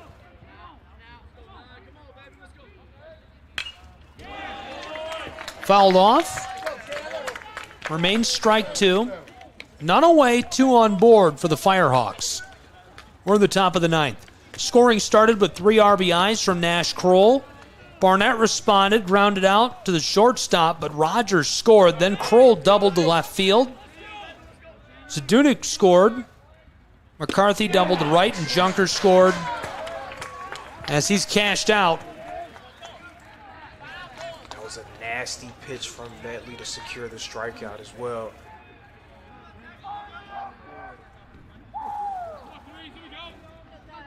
After Junker scored, McCarthy scored. Bernie scored for Reinhardt. That gave him 5 runs, and then Rogers and Jordan scored for Tennessee Southern's Firehawks and tied us up at 5. That's where we've been.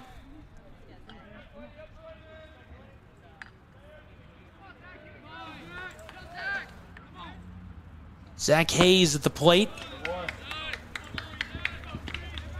0 for 1, the righty catcher.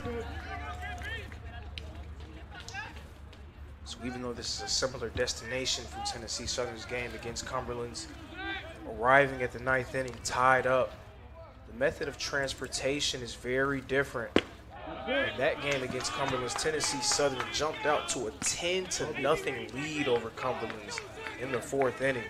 It seemed like they were going to run away with it, and then Cumberland's put up 6 runs in the bottom of the 4th, kept themselves in it, steadily climbing to the point where it was tied 11 runs to 11.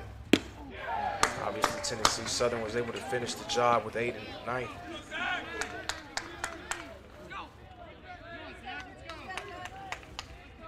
Now Tennessee Southern, they're chasing down Reinhardt, and now they've caught up to him. Will they be able to finish the job? That was ball 3 with 1 away in the top of the 9th.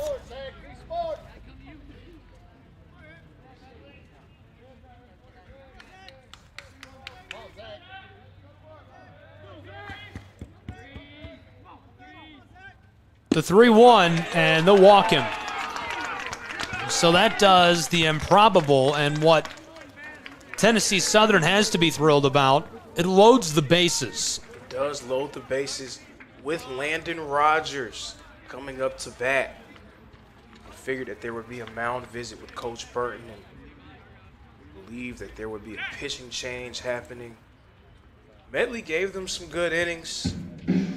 Now looking to move to someone else in order to get out of the jam. Landon Rogers, 2 for 3 today, the center fielder, a righty. Loaded bases for the Firehawks of Tennessee Southern. Anything here builds up quite the hole for Reinhardt University's Eagles. Anything like a base hit, a sac fly, there's just so many possibilities that you have in order to take the lead. And if you can take the lead, it would put so much pressure on the Eagles in that bottom of the 9th inning.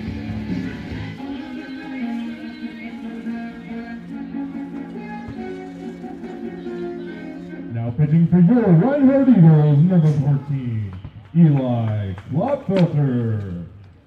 We saw Klotfelter on Thursday. Back on the mound for Reinhardt's Eagles. Your thoughts on what to expect out of Klotfelter? Klotfelter had a solid outing against Cumberland's. Now coming in his first time in relief today. Another newcomer for the Reinhardt Eagles, trying to establish himself as a premier member of this group. Trying to show Coach Burton that he can be a reliable arm.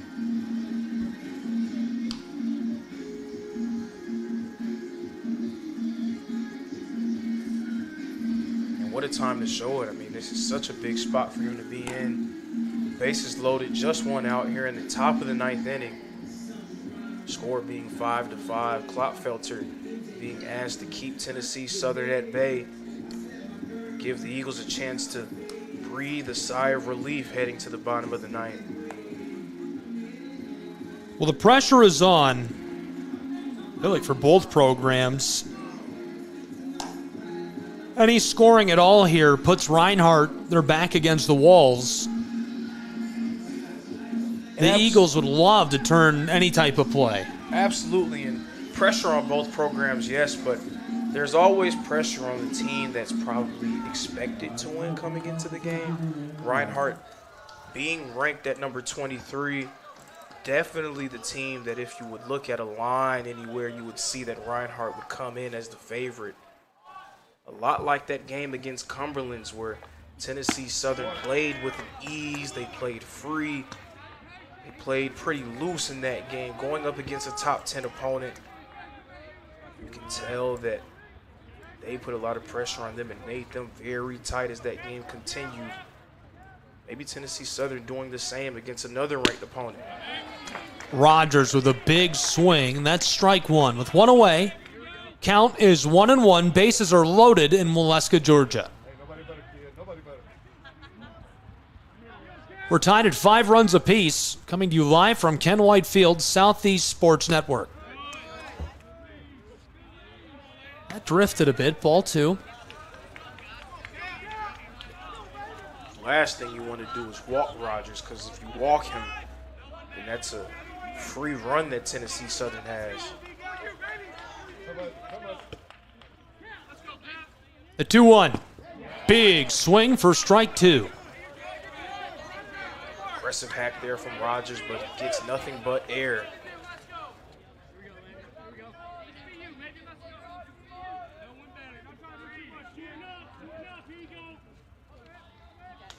With one away, bases are loaded.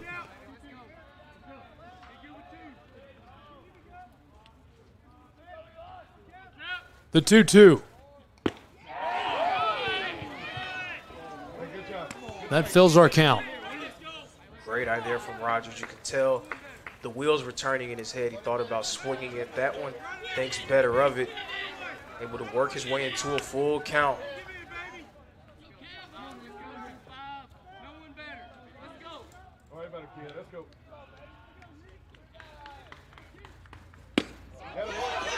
Right inside. They walk a man home.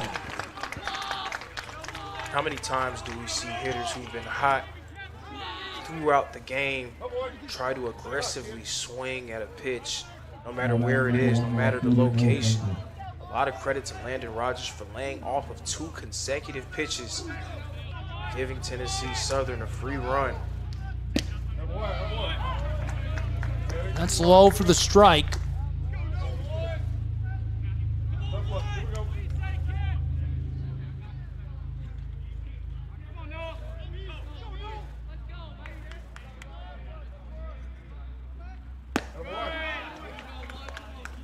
Bit wide, ball 1. So now do you have to think is Clotfelter feeling the pressure a little bit coming in? It's such a dangerous moment for the Eagles.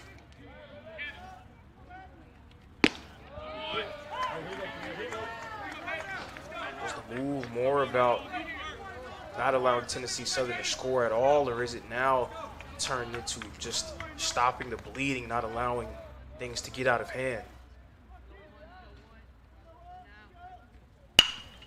Chopped right side. Snagged by the shortstop. Man down at second base, but a run across. The ball's hit to Jacob Prophet. Forced to make a tough decision. He tried to make a throw to second, hoping that he could turn 2. Instead, Tennessee Southern able to easily score another run. Now the Firehawks ahead of the ranked Eagles, 7-5. Tennessee Southern trying to take down 2 ranked opponents in consecutive days.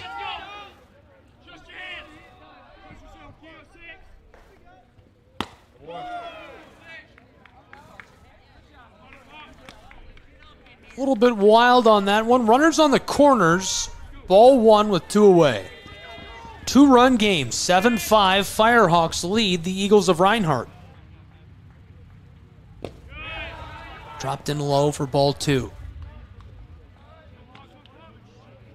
Top of the 9th, 2 away in Waleska, Georgia.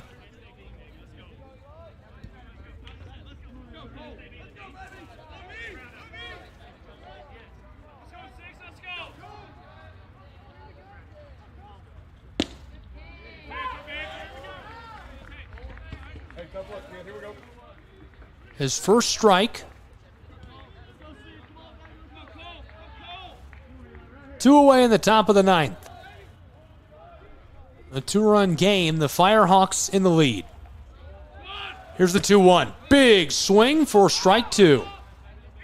You see Junker making his way in a scoring position, getting to second base. Now 2 men in scoring position.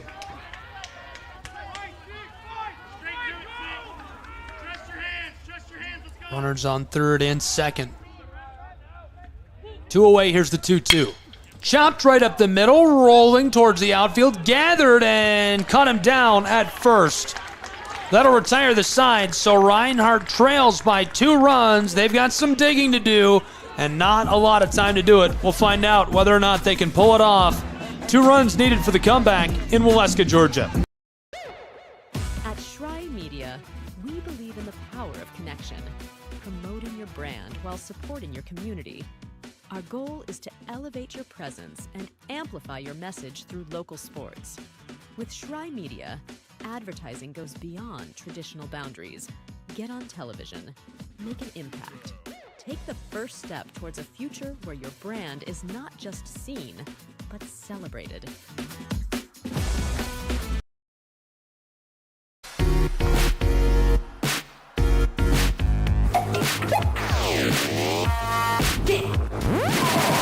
Welcome back to Waleska, Georgia, College Baseball Southeast Sports Network. A close one as it's about to come to a conclusion here on SCSN. Gabriel Schrei, Lorenzo Robinson here with me. Firehawks, Eagles, and the University of Tennessee Southern Firehawks. Have yourself a weekend. They have been storming through here, going toe-to-toe with ranked opponents. Thoughts on their success in the Southeast Rumble? I can say that it's been a bit of a surprise going up against 2 ranked teams. The first one, Cumberland, a team that was in the NAIA World Series a year ago, and now Reinhardt, number 23 in the top 25, and also the host team of the Southeast Rumble. Going back to what we saw in the 2023 Southeast Rumble, a team named William Carey came in unranked and knocked out 4 ranked teams that weekend. So very similar. This can be a launching pad for Tennessee Southern as they go throughout their season, hoping that they can make an NAIA opening round appearance.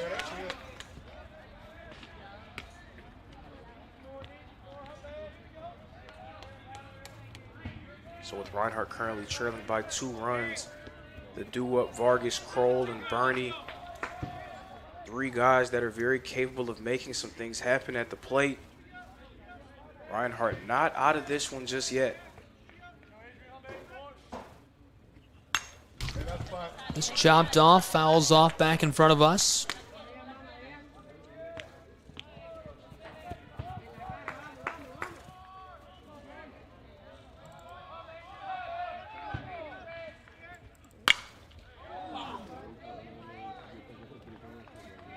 (0-2) count for Vargas.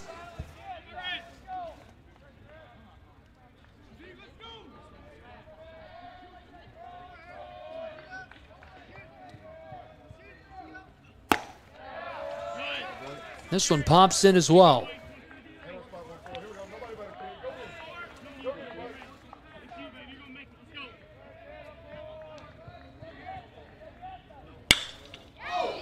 Popped up right side. Deep down the line, off the fence. Gone. Reinhardt gets a run back. Vargas with a big-time play. Big time indeed. Huge solo shot there from Vargas. Quickly establishing himself as a major player on this Reinhardt Eagle team. That draws the Eagles closer. Now just trailing by 1 run with Nash Kroll now at the plate. 1 run separates these two. If you could pick a guy on the roster to come to the plate in a big situation, who would it be? They have so many guys, and I hate to give you a diplomatic type of politician. Yeah, come on, answer, give me the over-the-top dramatic answer. I mean, you can go from Tucker Zadunick, the former All-American, Nash Kroll, the guy who led the team in home runs last season. But even if you keep scrolling down the list of names, I mean, Jared Burney is a guy who hit for .365 last season. Lance Dockery, much improved at the plate from 2022. even a guy like Dylan Lewis, or as we just saw, Vargas. So many different players that you can choose to come up big in a big spot. That's what makes this Reinhardt lineup so dangerous. Kroll blasted left side. It's down on the turf grass, and he's safe at first. Eagles picking up some momentum. Don't look now, but they're trailing by just one run, one man on. And Jared Burney represents the go-ahead run coming to the plate for the Eagles. Burney today 1 for 3. Righty third baseman. Kroll's going to get a pinch runner.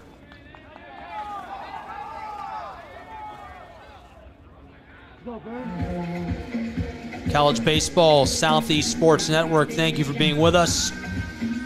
All the action live from Waleska, Georgia. Jared Burney.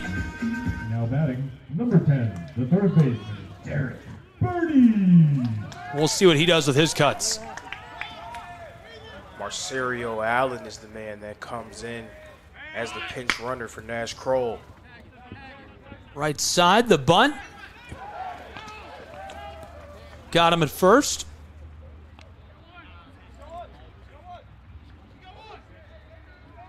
So Burney goes down. He's out, but Allen makes his way into scoring position. That's really the key on that play. There was no way to keep him from advancing. You had to pick your poison. Obviously, the smart play. Luis Mendoza. Luis Mendoza. 1 for 3 today, the righty.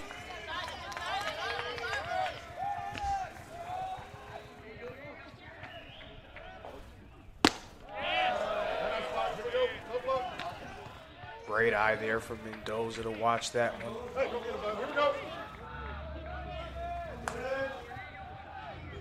So now we've talked a lot about pressure. Now there's a lot of pressure on Davis, the man on the mound for Tennessee Southern, looking to secure the save.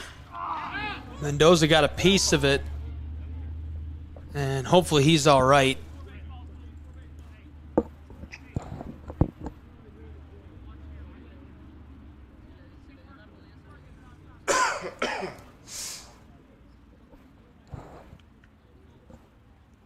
Hear the audible groan from Mendoza after hitting that one, apparently off of his lower body.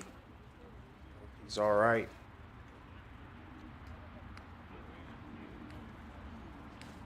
Coach Burton comes out to check on him, make sure he's good to go.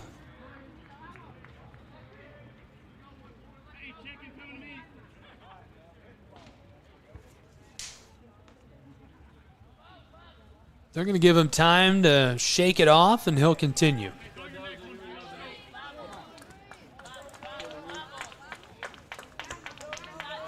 Luis Mendoza, 1 for 3 today. Shortstop, a righty. At the plate with one away, count is 1-1.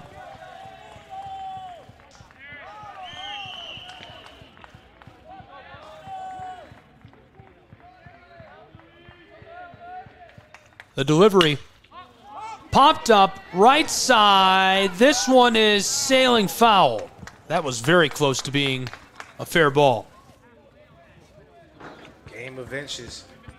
That's on the right side of history there. Allen would probably be rounding third as we speak, headed home. Instead, it's a 1-2 count.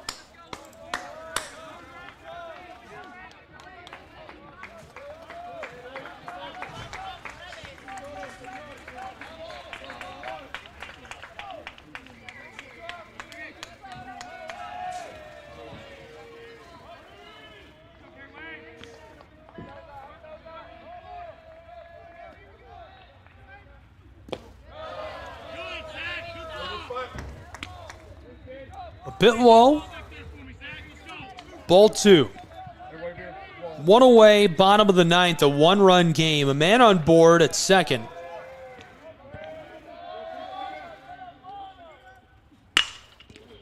This hits the pitcher on the 2-2, and he cuts him down, 2 away. Great heads-up play there by Davis.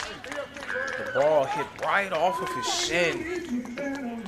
Didn't even show any sign of injury or fault. He was able to recover himself, collect himself, and get the throw out at first.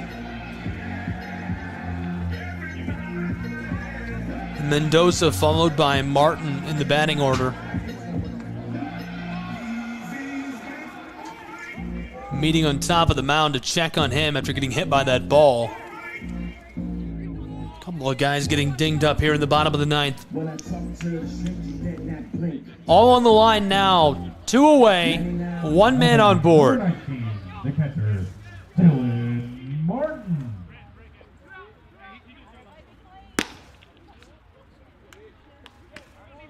They do end up making a change on top of the mound. Jerry Wayne Davis, the sophomore. Dylan Martin, who's 0 for 3 so far today. It'll be a huge spot for him to have his first hit. Reinhardt down to their last out of the game. 1-run game. Man in scoring position on second.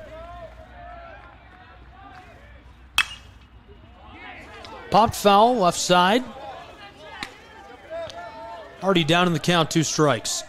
Down to their last strike. The approach here from Martin will be very interesting to see. Davis looking to secure the save, slam the door shut, and help Tennessee Southern to their 2nd consecutive win over ranked opponents. Right up the middle, rolls past second. The tying run coming home, he gets it. We're tied at 7. The runner advances to second. So Martin gets the double to tie us at 7 in the bottom of the 9th. And he stands at second base. Dylan Martin comes up big. Reinhardt down to their last strike. Martin firmly behind on the count, 0-2. And with 1 swing of the bat, no one's even thinking about that anymore.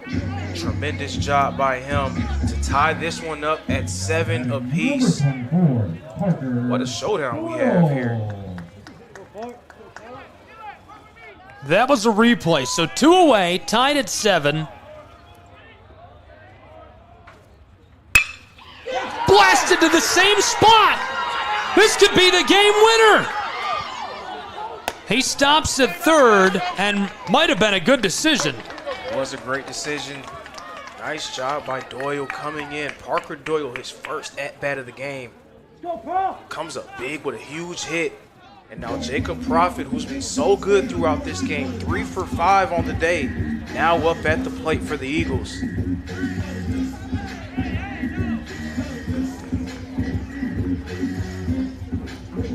The righty second baseman. Tie ball game. Cold day in Waleska, Georgia, in the foothills of the Smoky Mountains, but the heat is all the way up for Prophet. Tensions are definitely rising. Runner on third. Davis looking to close it out with 2 away. The bottom of the 9th, the tied game.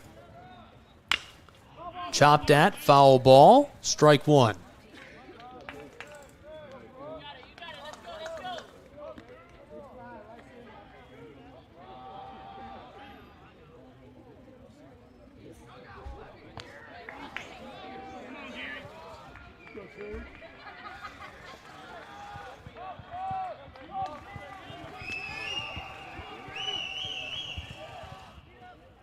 Prophet. This goes foul as well.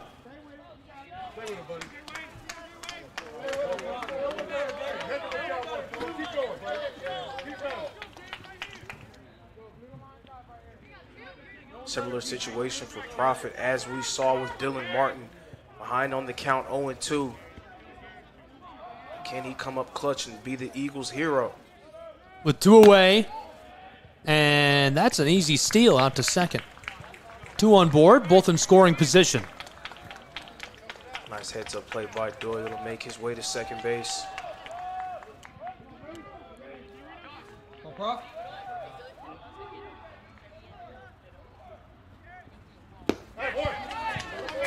Big swing, that retires the side. We're going to get some free baseball in Waleska, Georgia. Quick break. We'll be back on the Southeast Sports Network.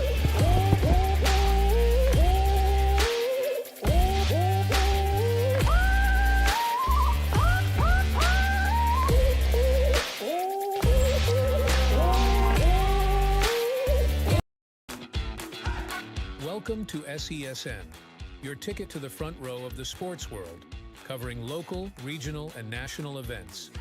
We bring the game to you. Feel the excitement of every play, every score, every victory. Get your seat, get on air, and immerse yourself in the heart-pounding action. The Southeast Sports Network, where sports come to life.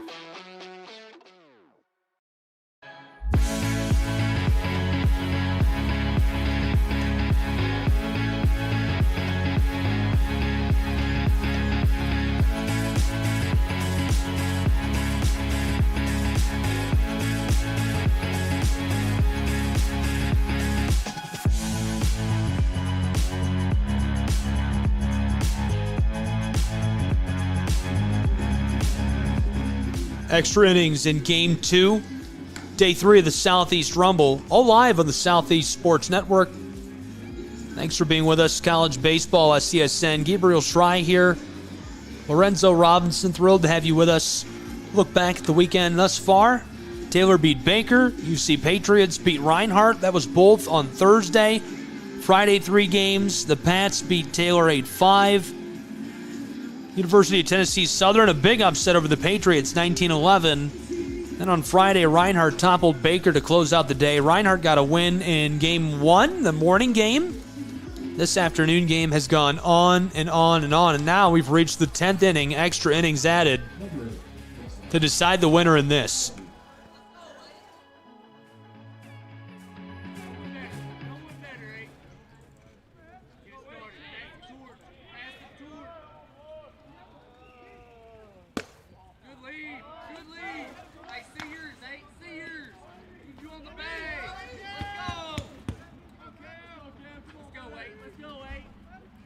Been outside the strike zone, ball 1.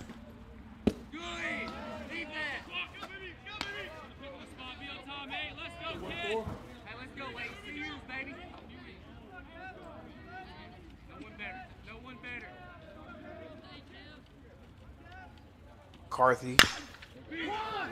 Chopped right side, big high bounce, snagged, and cut down at first. As soon as I was going to say McCarthy's been on fire and lights out at the plate. Right there, a ground out.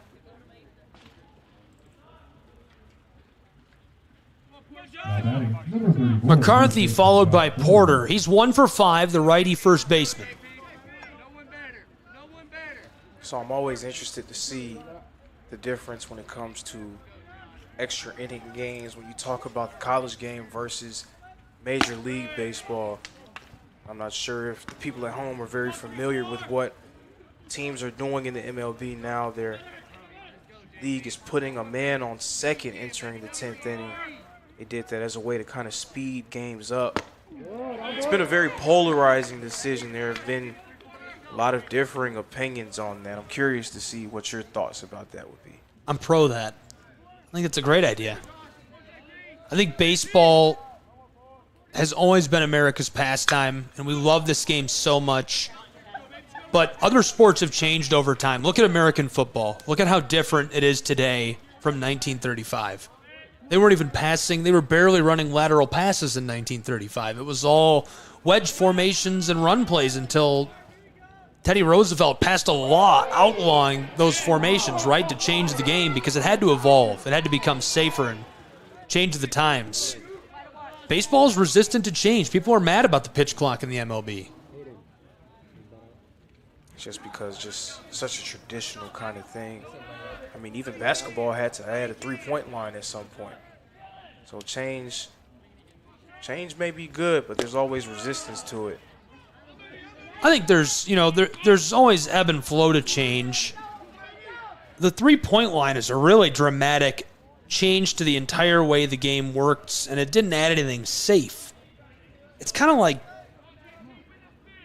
I don't know, another sport I think that's been really resistant to change that did not change and has not changed is NASCAR. As this is roped left side, and Porter makes it to first, and he's on board. Top of the 10th, one man on, and now Raby, who is 2 for 2, the right fielder, to the plate for the Firebirds. That's a sport that I think needed to change a while ago and has not made any changes. I'm not really sure how much change can occur when it comes to NASCAR, though. I mean, what would you propose? I don't have any good propositions. That's why I'm like, oh, that's a fair point. I think that's another sport that could probably be shortened up a little bit. Instead of a Daytona 500, maybe a Daytona 300? Yeah, Daytona something. Daytona 250. I don't know. I don't know what that would be, and I'm sure that's not a popular opinion, but you know, if you want your sport that you love to flourish, everybody has their favorite sport, especially fans over a broadcaster or somebody who plays. They have sports they love, strike one, and they want to see that sport specifically flourish. You got to be willing to do things like that to draw in the younger crowd and bring the eyes to your game. The NBA is the best at that.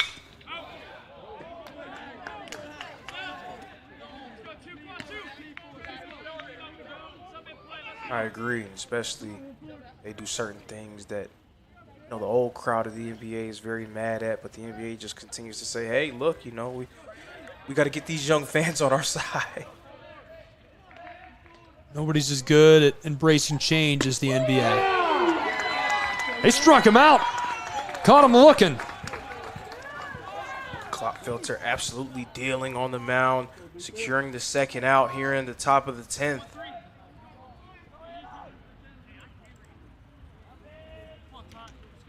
This is Ty Garrett, 1 for 2. The third baseman, a big situation. He's got a man on board at first.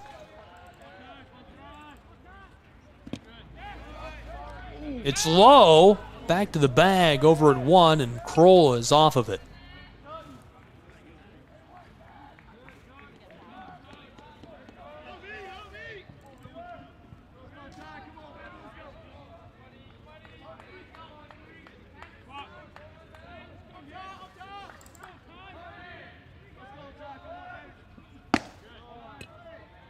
Clock filter helped navigate Reinhardt out of that dangerous situation in the 9th inning. Bases were loaded, and things could have gotten very dicey for the Eagles.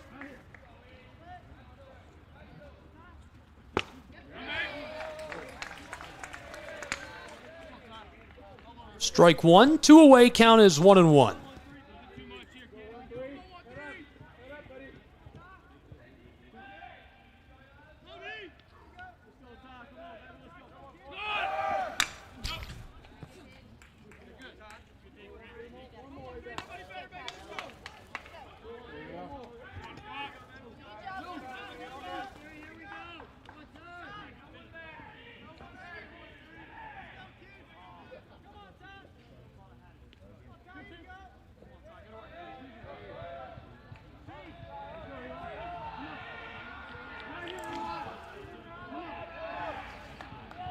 Ty Garrett at the plate.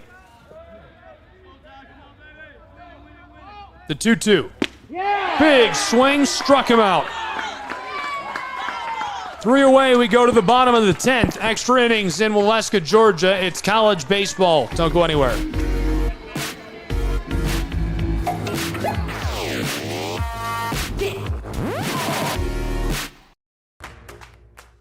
Join SESN for an unmatched sports experience.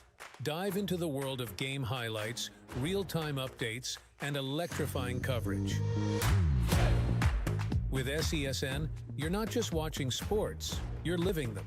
Be the first to know, the first to see, and the first to share every big moment. The Southeast Sports Network, where sports come to life.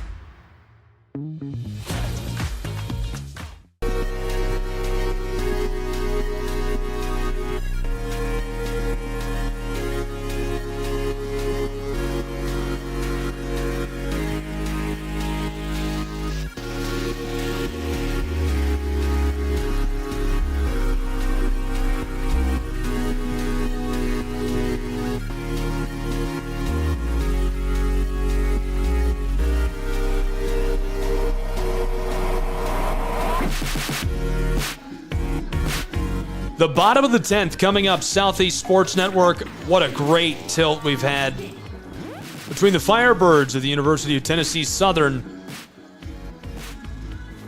and the Eagles of Reinhardt University. Two great birds, taking it down to the wire. We've been thrilled to have you along with us. Tied at 7 runs apiece as we head into the bottom of the 10th inning. Firehawks and Eagles. So the Hawks now going to play some defense. The Eagles, 1 run ends the game. Reinhardt hoping to keep up some of the momentum that they built from that bottom of the 9th. Due up of Dockery, Zadunik, and Vargas, very capable of getting that last run that Reinhardt needs to score 7-7. All the Eagles need to do is get to 8 in order to clinch the victory. Of course, Tennessee Southern trying to put the kibosh on any of those plans. They're looking to get their 2nd ranked win of the season.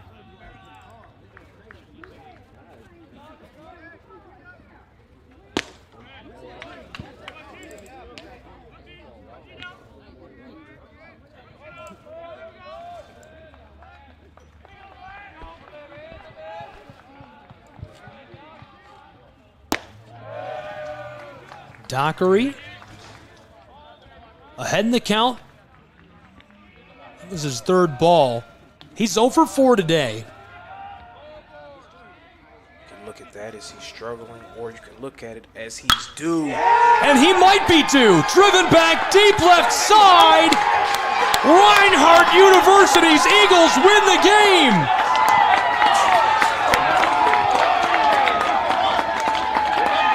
Walk-off solo home run from Lance Dockery. And I guess he was due, folks. Due he was. Unbelievable. Reinhardt wins 8-7 over the University of Tennessee Southern Firehawks. What an exciting finish to an exciting game. Does not get any better than that. Does not get any bigger than that. What a fun one. 8-7 the final.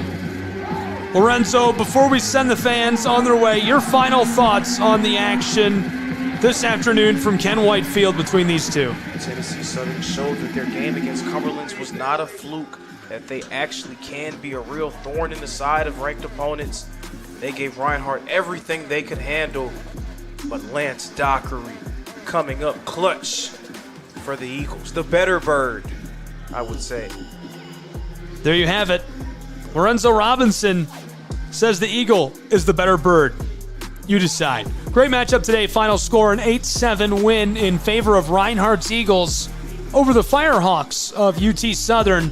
Really fun one on the Southeast Sports Network. Thanks for being with us. All games and events airing on our platforms and networks are broadcast live and are copyright material. Today's game will be archived inside of the Apper platform where you viewed it and available for replay. This has been a presentation of the Southeast Sports Network.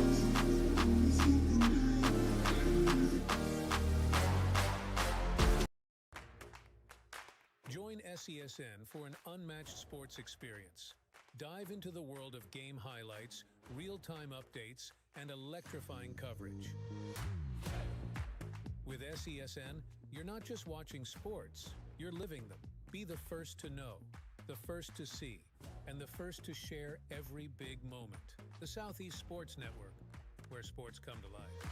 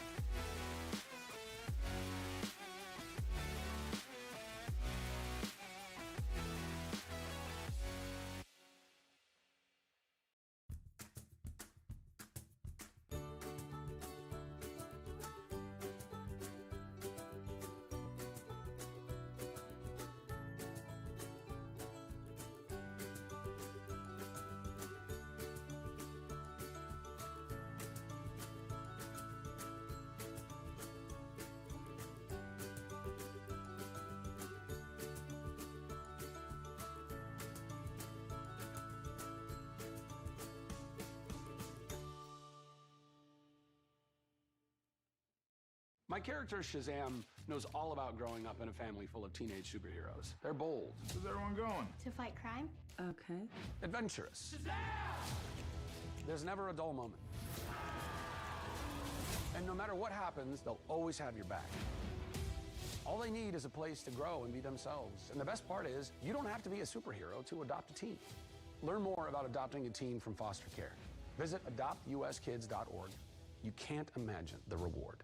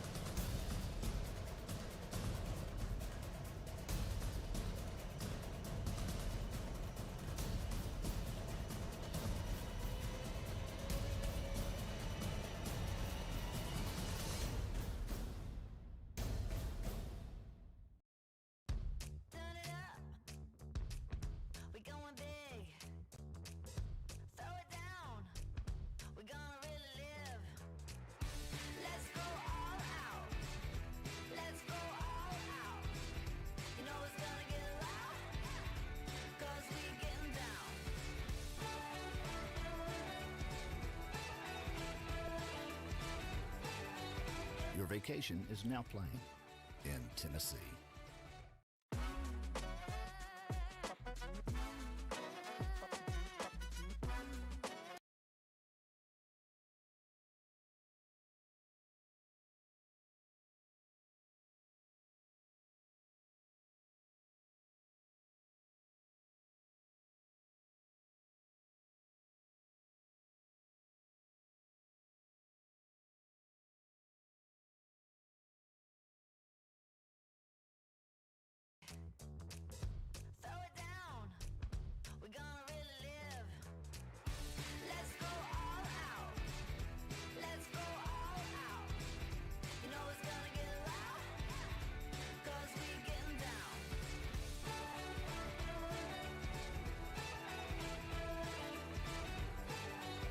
Your vacation is now playing in Tennessee. For every generation, it has started with the call to serve. Discovering the purpose and the belonging earned with the title. Learning to dig deep and push through adversity together. Defending our nation and its people.